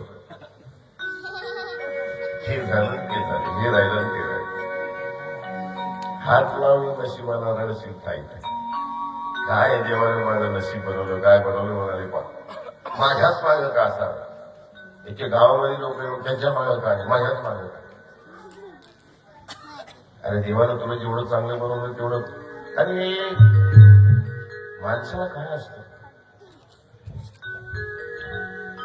माणसाला जे भेटलं नाही ना माणसं त्याचीच मोजदात करत असतो जे भेटलं नाही मी मागचं ते शेत सोडलं राहून हायवे मध्ये गेलो 1 कोटी रुपये भाव आला आणि इकडे 25 एकर शेत आहे ना मी पण ती 4 एकर स्वस्तात भेटत होतो त्यावेळी घेतलं असतं बरं झालं असतं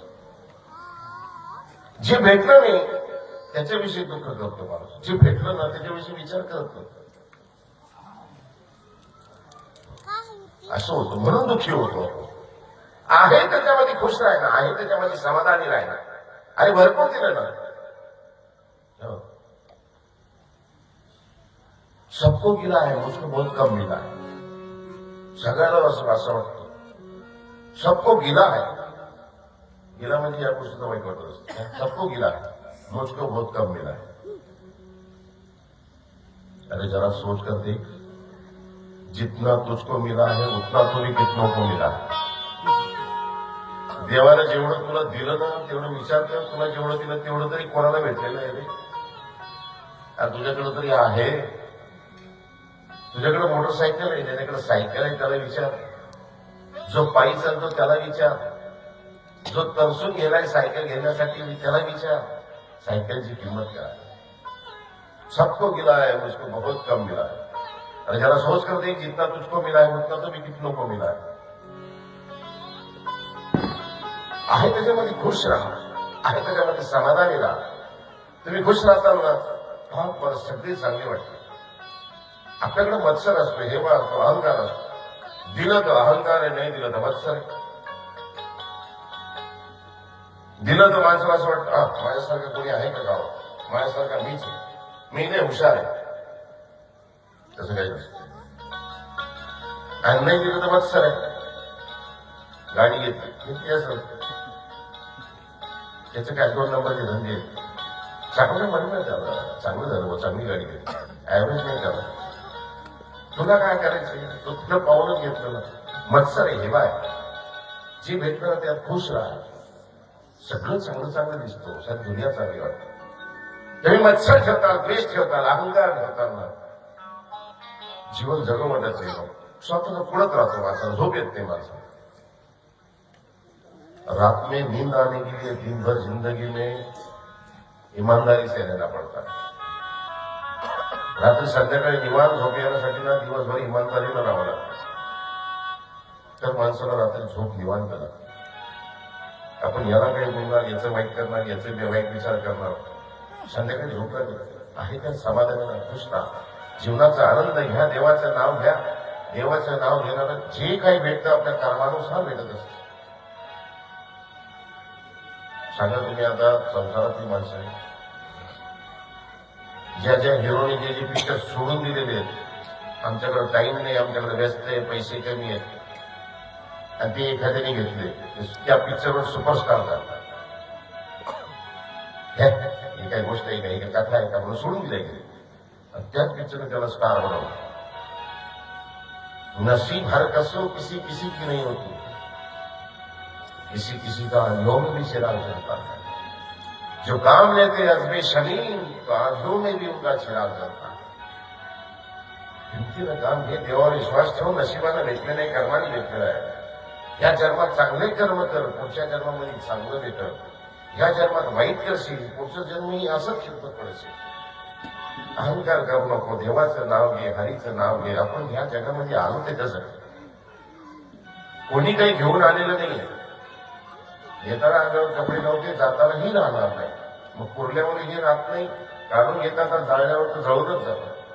सोबत काय जातं, माणसाची चांगली केलेली कर्म, ठेवलेल्या आठवणी ह्याच जात असतात. गेल्यानंतर आठवण कोणीतरी काढली पाहिजे. हो, आदमी तो तभी मर जाता है जब उसे कोई याद करने वाला नहीं होता. आठवण करणारी कोणतरी पाहिजे. पहा ना, या ठिकाणी देव ऋषींनी अहंकार केला,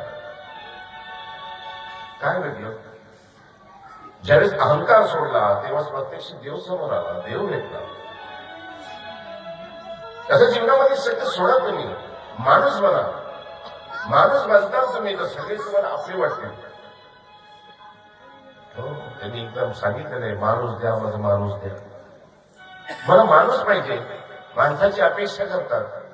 माणूस कसा पाहिजे त्यांना, कोणता माणूस पाहिजे? तुम्ही आम्ही माणसं नाहीत का? पण आमचं वाईट वागण्यामुळे आम्ही माणसामध्ये आमची गिनती होत नाही ना. लोकांनी आम्हाला माणूस समजलं पाहिजे. माणसासाठी आमच्यासोबत वागले पाहिजे, बोलले पाहिजे. आपण सामाजिक प्राणी आहे, समाजामध्ये राहणारे प्राणी आहोत. आपण समाजाच्या वेगळ्या एकांतामध्ये आपण जगू शकत नाही, आपण राहू शकत नाही. संत जरी असले तरी त्यांना कधीतरी यावंच लागतं, त्यांच्याजवळ कोणतरी जातच. निवड माझ्याजवळ कोणी येणार नाही, मी कोणाला विचारणार नाही, असं जमणारच नाही. माणूस हा सामाजिक प्राणी आहे. प्रेमाचे 2 शब्द बोलले कोणी तुमच्या जवळ येते. आणि माणूस हा जमिनीप्रमाणे, असे मृत्यूंचे कादंबरी शिवाजी सावंत सांगतात. माझ्यासमोर आता वाचन करणारी माणसं, विद्वान माणसं नसलेली. शिवाजी सावंतांच्या मृत्यूचे कादंबरी कधी वाक्य आहे, माणूस हा जमिनीप्रमाणे आहे. जमीन नांगरल्यानंतर तुम्ही एक दाना त्याच्यामध्ये टाकता तर धान्याची रास येते. तसं माणसाच्या हृदयामध्ये माणसाला जर प्रेमाचे 2 शब्द बोलले आणि ते शब्द तुमच्या हृदयामध्ये गेले तर माणूस आपलं पूर्ण हृदय तुमच्या समोर मोकळं करत असतो. आम्ही तसं नाही करत. आम्ही कोणी माणसाने आमच्या समोर जर हृदय मोकळं करून सांगितलं विश्वासानं, आम्ही त्याचं रडून ऐकतो. तर त्याच्यापासून उठलं की आम्ही लोकांना हसून चालतो. त्याच्यामुळे कोणी विश्वास ठेवत नाही, बसत नाही कोणी आमच्याजवळ, असं वाटत नसते. आणि समोरच्या माणसाने तुम्हाला काही सांगितलं म्हणजे विश्वासाने सांगितलेलं आहे, पूर्ण विश्वास तुमच्याजवळ ठेवलेला आहे. आपण त्याची तरुण होतो, मजा करतो, चेष्टा करतो. ज्यावेळेस त्याच्या कानावरती शब्द जातात की हा हसून सांगत होता तुमच्याविषयी असं असं, कसं वाटतं माणसाला? आपण माणसाच्या गिनतीमध्ये होतो, तरी माणूस म्हणून सांगितलं, जवळचं म्हणून सांगितलंय. आपण वागलो ते कशी? आणि म्हणून आपल्या जवळ कोणी बसत नाही, आपल्या जवळ कोणी हृदय मोकळं करत नाही, सांगत नाही. त्यांनी सांगावं आपल्याला, त्यांनी सांगावं ना आपल्याला. माणूस म्हणून आपल्या जवळ बसावं ना. हा माझा माणूस आहे, हा प्रेमाचा माणूस आहे, आणि याच्यावर विश्वास ठेवता येतं हे त्याला सांगता आलं पाहिजे, मोकळं करता आलं पाहिजे. होत नाही तसं. म्हणून घे हरिनाम घे. हरिनामामध्ये जी आहे, हरिनामामध्ये आहे, साधूच्या सत्संगामध्ये जे आहे, त्यांचं वागणं बोलणं उठणं बसणं वेगळंच असतं. त्यांच्याजवळ सगळे त्यांच्याकडे पाहण्याची दृष्टी सगळ्यांची वेगळीच असते हो, आणि ते होतातही तसेच. साधूंच्या संगतीमध्ये राहिल्यानंतर आपोआपच माणसामध्ये स्निग्धता येऊन जाते, आयुष्यामध्ये सुगंध येऊन जातो.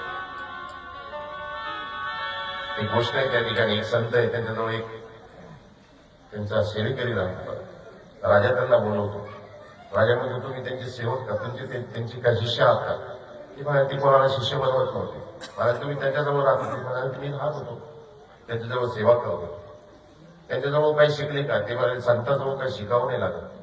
संतांचं चालणं बोलणं उठणं बसणं हे शिकवत असतं. हे काय झालं बोलणं? ते म्हणाले, हे असंच आहे. तुम्हाला उदाहरणाचं सांगतो. तेला तुपाच्या डब्यामध्ये तूप असतं. तूप गरम करून काढल्यानंतर ऑटोमॅटिक त्याच्यामध्ये चोपडेपणा त्या डब्यामध्ये राहून जातो. तरी पहा, तूप काढल्यानंतर आपण पाहत नाही, तूप काढल्यानंतर त्यात चोपडेपणा राहून जातो. कस्तुरीच्या डबीमध्ये कस्तुरी तुम्ही ठेवा आणि काढून घ्या, त्या डबीला कस्तुरीचा वास राहून जातो.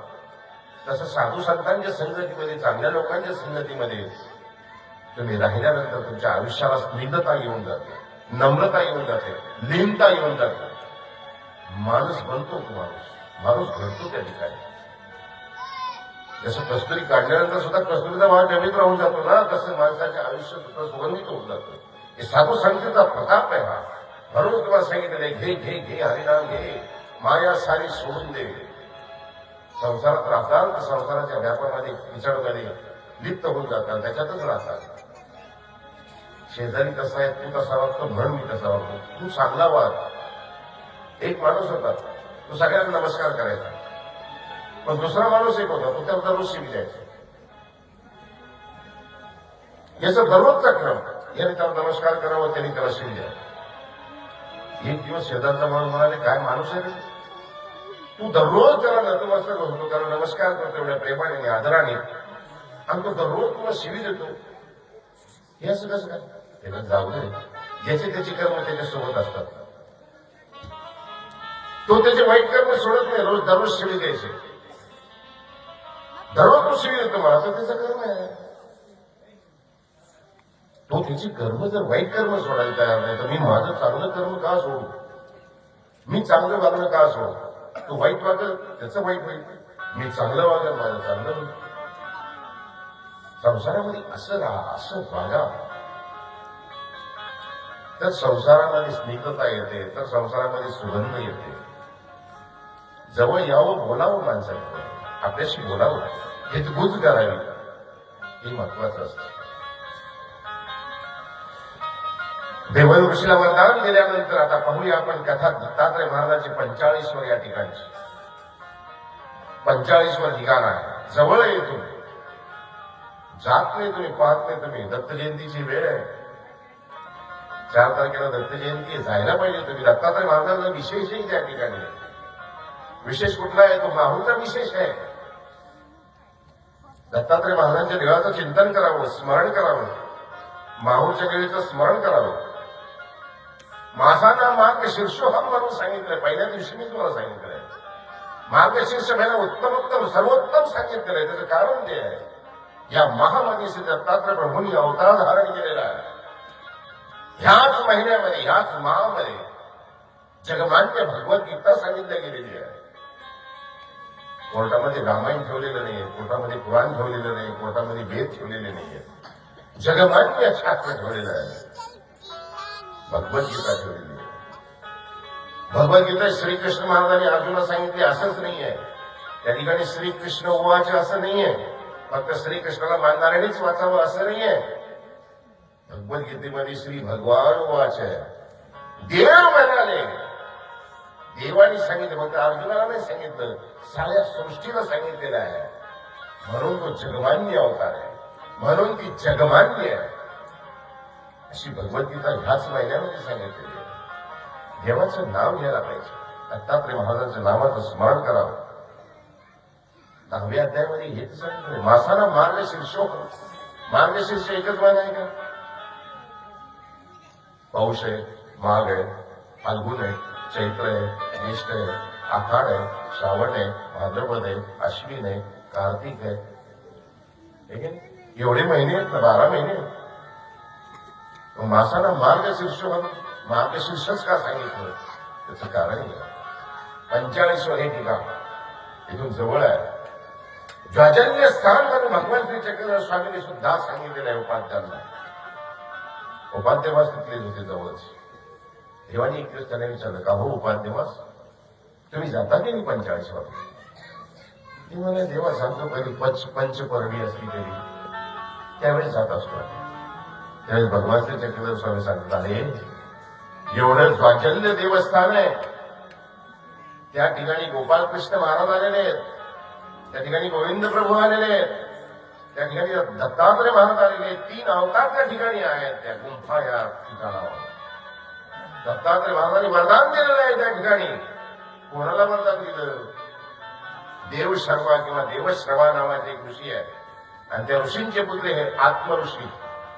आत्मतीर्थ म्हणतात त्याला, आत्मतीर्थ. लक्षात ठेवा, देवश्रवा ऋषी आणि त्यांचे पुत्र आत्मऋषी. खूप सेवा करायची ते दत्तात्रय महाराजांची, खूप सेवा करायची देवश्रवा ऋषी. इतकीही सेवा करायची की प्रत्यक्ष दत्तात्रय महाराज त्यांच्या पर्णकुटीवर यायचे. आपण देव आमच्या स्वप्नातही येत नाही, त्यांच्या पर्णकुटीमध्ये यायचे. म्हणजे किती सेवा असली त्याची नाही. त्या ऋषींचा एक राजा पांचाळ नावाचा, पांचाळ नरेश, तो राजा त्या गुरूंची भक्ती करायचा. एक दिवस तो राजा आपल्या गुरूंकडे आला आणि पाहतो तर काय, पर्णकुटीमध्ये लख प्रकाश आहे, आणि त्या लख प्रकाशामध्ये काहीतरी आतमध्ये बोलणं चाललंय, काहीतरी सेवा चालली, काहीतरी सेवानाची चाललेलं आहे. पांचाळ राजाने ती पाहिल्यानंतर आपल्या ठिकाणावर निघून गेले. दुसऱ्या दिवशी देवश्राव ऋषीला बोलवलं त्यांनी. का हो ऋषीवर, इतकी वर्ष झाली म्हणाले मी तुमची सेवा करतोय, काल मी आलो तर आपल्या पर्णकुटीमध्ये लख प्रकाश मी पाहिलेला, काय हा प्रकार? ते म्हणाले, राजा, प्रत्यक्ष परमात्मा परमेश्वर माझ्या या पर्णकुटीमध्ये वास्तव्यात आहे, मी सेवा करतो त्यांची. म्हणाले मग? राजा म्हणाले, गुरुदेव, माझी इच्छा आहे, मलाही दत्तात्रय महाराजांची सेवा करावी, दत्तात्रय महाराजांच्या जवळ मी जावं, त्यांना प्रणाम करावं, त्यांची भेट घ्यावी, माझी इच्छा आहे. देवाश्रवा ऋषी म्हणाले, काही हरकत नाही, मी पहिले प्रभूंना विचारेन, त्यांनी अनुमती दिली तर मग येईन, मी तुम्हाला सांगेन, तुम्ही या. देवश्रवा ऋषी देवाजवळ गेले, देवाला विनंती केली की देवा, या परिसरातले जे राजे आहेत, पांचाळ नरेश, त्यांची भेट घ्यायची अशी आपली इच्छा आहे, त्यांना सेवा करावी अशी आपल्या ठिकाणी अशी त्यांची इच्छा आहे, त्यांना मी बोलू शकतो काय? बोलू काय? जो म्हणाले, काय हरकत नाही, बोलवा त्यांना. बोलवलं त्यांना. पांचाळ राजाला प्रत्यक्ष दत्तात्रय प्रभूंचं दर्शन झालं. गदगदीत झाला तो राजा, खुश झाला, खूप आनंद झाला. त्याने देवाला विनंती केली की देवा, आपण माझ्या राजमहाली चालावं, त्या पर्णकुटीमध्ये काय, आपण माझ्याकडे चला, मुरुडही घेतो मी आणि तुम्हीही चालावं माझ्या ठिकाणी. देव म्हणाले, सत्याच, आता आम्हाला आमच्या बद्रिकाश्रम या ठिकाणावर जायचं, पण येऊ आम्ही तुमच्याकडे, आम्ही तुम्हाला पुनश्च भेट देऊ, तुमच्याकडून एक सेवा घ्यायचीच आहे आम्हाला, पुन्हा तुमची आमची भेट होईलच. दत्तात्रय प्रभू निघाले, त्याच्यासोबत देवश्रवा ऋषीही निघून गेले. आता देवश्रवा ऋषी कुठे आहेत? हिमालय पर्वतामध्ये बद्रिकाश्रम, त्या ठिकाणी दत्तात्रय प्रभूंचं वास्तव्य त्या ठिकाणी. पांचाळ राजा आनंदाने राज्य करतोय त्या ठिकाणी. पांचाळ राजाला 4 मुलं आहेत, आप्त, तेजाळ, राजा आणि विज्ञानेश्वर, अशी 4 मुलं आहेत. राजाळ आणि तेजाळ आजही त्या ठिकाणी त्यांची ते देवींची मंदिरं आजही त्या ठिकाणी आहेत. आता शब्दाचा अपभ्रंश होऊन जातो म्हणून शब्द बदलतात. आप्त नावाने आपेगाव म्हणून त्या ठिकाणी स्थान, आपेगाव असं त्याचं नाव. आणि विद्यान नावाचा जो चौथा मुलगा होता त्यांच्या नावाने आजही विज्ञानेश्वर म्हणून त्या ठिकाणी आहे. अशी 4 मुलं त्यांची. पण त्याच काळामध्ये त्याच वेळेमध्ये पुलस्ती नावाचे एक राक्षस होते आणि त्या पुलस्ती नावाच्या ब्राह्मणाला, राक्षस म्हणजे होते ब्राह्मण, पण कर्म त्यांचे मात्र त्यांचे 2 मुलं जे होते कुंभ आणि निकुंभ नावाचे, त्यांचे कर्म मात्र आसुरांचे होते. ती काय करायची, देवांचं नाव घेणारे जे असायचे किंवा देवदेव करणारे जे असायचे त्यांना त्रास द्यायचे. ऋषी मुनी सगळे वैतागले त्यांना. यज्ञ मांडलेला असायचं जायचं त्याच्यामध्ये पाणी टाकून द्यायचं. ऋषी मुनी यज्ञ करायला बसले की तिथे काहीतरी पेटून द्यायचं, सगळं धूरच धूर व्हायचं, सगळं धूर डोळ्यामध्ये नाकामध्ये जायचं. ती करू शकत नव्हतं. जो देवाचं नाव घेऊन त्याला मारायचे, कुटायचे, हिसकून घ्यायचे, काढून द्यायचे. आता ब्राह्मणाचे 2 पुत्र, पण त्यांची कुंभ आणि निकुंभ, पण वागणं तसं होतं त्यांचं. कंटाळले लोक राजाकडे गेले. राजाला सांगितलं, पांचाळ राजाला, राजा आम्हाला वाचवा याच्यापासून, कसं करावं आम्हाला. राजा आत्मऋषीजवळ गेले. आत्मऋषीने सांगितलं की काय करावं याचं.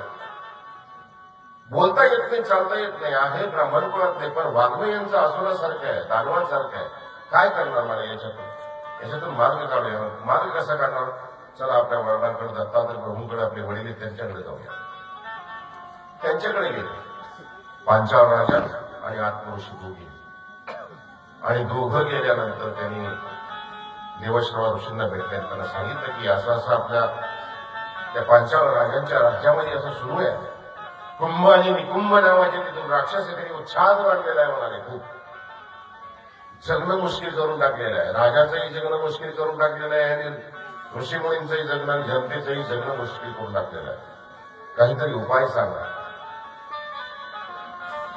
दत्तात्रय महाराजांनी त्याला सांगितलं, जा मला संपवून टाकायला. पांचाळ राजा घरी आले, आपल्या 4 मुलांना सांगितलं आणि 4 मुलांना सांगितल्यानंतर युद्धाची तयारी सुरू झाली. खांब रवलं गेलं.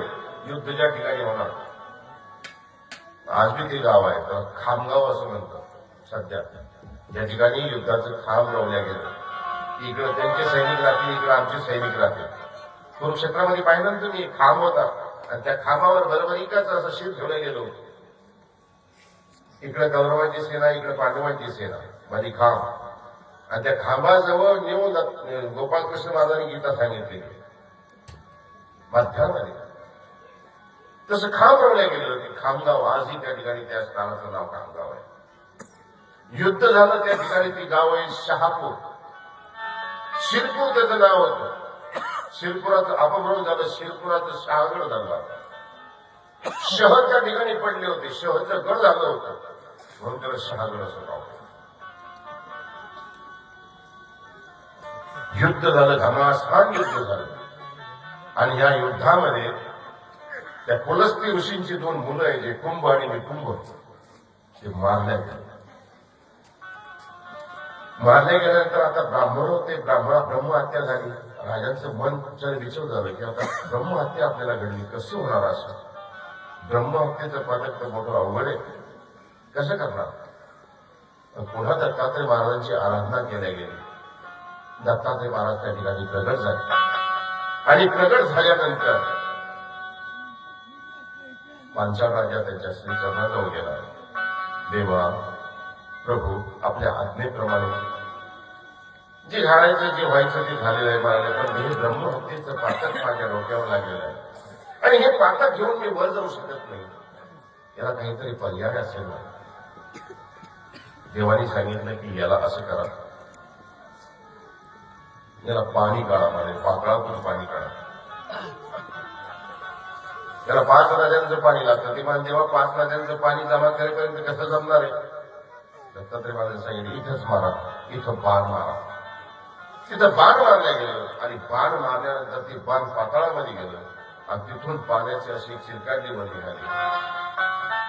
त्या पांचाळ राजाने ते आपल्या कोंजळीमध्ये किंवा काय असे कमंडलूमध्ये त्या हातामध्ये घेतले.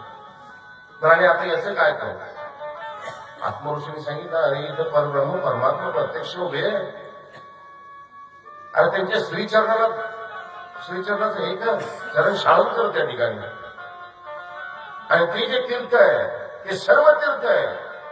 त्याच्यापेक्षा अजून कोणतं तीर्थ आहे? 5 नद्याचं कोणतं तीर्थ आहे? तिथे सर्व तीर्थ या ठिकाणी आहे. म्हणून त्या ठिकाणी दत्तात्रय महाराजांचे चरण ते आहे, चरण शालन केले गेले. आणि ते चरोदक जे आहे मग ते पिले पांचाळ राजा. आपल्या 4ही मुलांना त्यांनी पाजलं, अंगावर शिंपडले गेलं आणि ते पातकापासून त्यांची मुक्तता झाली. असं आत्मतीर्थ हे ठिकाण आहे. ज्या ठिकाणी बाण मारलं गेलं, पाणी निघालं तिथून, त्या ठिकाणी तळ होतं. आता हे नाथसागर बंद पैठणला इगतपुरी नाशिकचं पाणी जे आहे ते भंडारदरा या धरणामार्फत इथं सोडल्या जातं. आणि नाथसागर या ठिकाणी आशिया खंडातला सगळ्यात मोठा मातीचं धरण म्हणून नाथसागरची नोंद आहे. हे नाथसागरचं पाणी या पैठण या ठिकाणी जमा होतं आणि त्या पात्रामध्ये सोडल्या जातं. परंतु हे त्याच्या अगोदर हे तळ जे आहे आत्मऋषीमुळे निर्माण झालेलं किंवा पांचाळ राजाने बाण मारल्यामुळे ते तळ ऑलरेडी होते, नंतर पाणी आलं. आणि पण हे जे पाणी आहे हे आत्मतीर्थ भावाला स्पर्श करेल. पुढे जालना, परभणी, नांदेडपर्यंत तो प्रवाह गेलेला आहे. अशी कथा पांचाळजवळ या ठिकाणची आहे. अशा दत्तात्रय प्रभूंच्या अनेक लीला, अनंत लीला या ठिकाणी घडतायत. आणि जीव आपलं आत्मकल्याण करून घेत आहे, ही विशेषता आहे. आम्हाला जवळ असून जाता येत नाही आणि जात नाही तिथं, पाहत नाही तिथं. आम्ही आमच्या व्यापामध्ये ज्या डबक्यालाच आम्ही आमच्या या संसारात आम्ही सगळं समजून घेतलेलं आहे. बाहेर निघाल्यानंतर तुम्हाला कळेल दुनिया कशी आहे, याच्यात कसं आहे, काय काय केलेलं आहे. इतकं सुजलाम आणि सुफलाम आपला भारत देश आहे. संतांचे डेरे या ठिकाणी जमलेले, संतांची चर्च, महाराष्ट्री संतांची भूमी सांगितल्या जाते. दुसरे आहेत महामार्ग आंध्रात, कर्नाटकात कुठं संत झाले? जेवढे संत आमच्या महाराष्ट्रामध्ये आहेत, जेवढे अवतार आमच्या या महाराष्ट्रामध्ये कुठे कुठंच नाही. म्हणून महंत राष्ट्र, संतांची भूमी म्हणून महाराष्ट्राची नोंद होते. सात्विक भूमी आहे. माझ्या साधनाचा भगवान श्री चक्रधर स्वामींनी सुद्धा महाराष्ट्रीय असावे म्हणून सांगितले. संतांनी संज्ञान घेतल्यानंतर महाराष्ट्रामध्ये राहा. पंजाब आटकेपारांचा घेतला गेलेला आहे, पण तिकडचे आमचे लोक ते सगळं सर्व संघ परित्याग करून महाराष्ट्रामध्ये येऊन राहतात. असे दत्तात्रय प्रभू, चक्रपाणी महाराज, गोविंद प्रभू हे सगळे अवतार या ठिकाणी झालेले. हे गोपाळकृष्ण अवतारच फक्त तिकडे आहे, बाकी 4ही अवतार त्यांचे इकडचेच आहेत. चक्रधर स्वामी बडोज नगरीहून महाराष्ट्रामध्ये आले, गंगा तीरावर राहिले 8.5 वर्ष. हेच नव्हे, ज्या ठिकाणी दत्तात्रय महाराज भोजन करतात ना, पांचाळ राजांनी सांगितलं की देवा हे ब्रह्महत्येपासून पातक तुम्हाला निवालं झालं. आपलं चरण घेतलं, ब्रह्महत्येपासून मी मोकळा झालो. तर देवा आपण सांगितल्याप्रमाणे मी या ठिकाणी हे जे केलेलं आहे, देवा आता काहीतरी आपला आशीर्वाद रूपी काहीतरी असावं मला. ते म्हणाले बोला बोला, काय हवंय तुम्हाला? ते म्हणाले प्रभू, मी आपल्याविषयी ऐकलेलं आहे की आपण काशीला स्नान करतात, माहूरला मेरेवळ काळा आहे त्या ठिकाणी आपण केस वाळवतो. आपण कोल्हापूरला जम्मूखापकी नगरी आहे त्या ठिकाणी भिक्षा करतात. भार्गव कन्या जी आहे त्यांनी आपल्याकडून वरदान मागून घेतलेलं आहे. आपण माहूरला निद्रा करताय, हेही मला मान्य आहे. पण देवा, आपली दुपारची वेळ जी आहे भोजनाची, मला वरदान द्या देवा, मला आशीर्वाद द्या देवा, की जोपर्यंत चंद्र सूर्य आहे, जोपर्यंत सृष्टी आहे, तोपर्यंत आपण भोजन करण्यासाठी या आत्मतीर्थ या ठिकाणी, पंचाळीसव या ठिकाणी येतात. देवा, एवढं वरदान द्या. देव प्रसन्न झाल्यावर काय मागावा? देव प्रसन्न झाल्यावर काय मागावा? संसारिक वस्तू मागावी, गाडी मागावी, घोडा मागावं, शेत मागावी, पैसा मागावा, अडका मागावा, प्रपंच मागावं, हे मागावं. अरे देव प्रसन्न झाल्यावर देवालाच मागावं. ज्यावेळेस आपण देवाला मागतो ना त्यावेळेसच असं होतं. दत्त माझा माझा माझा, दत्त माझा माझा माझा.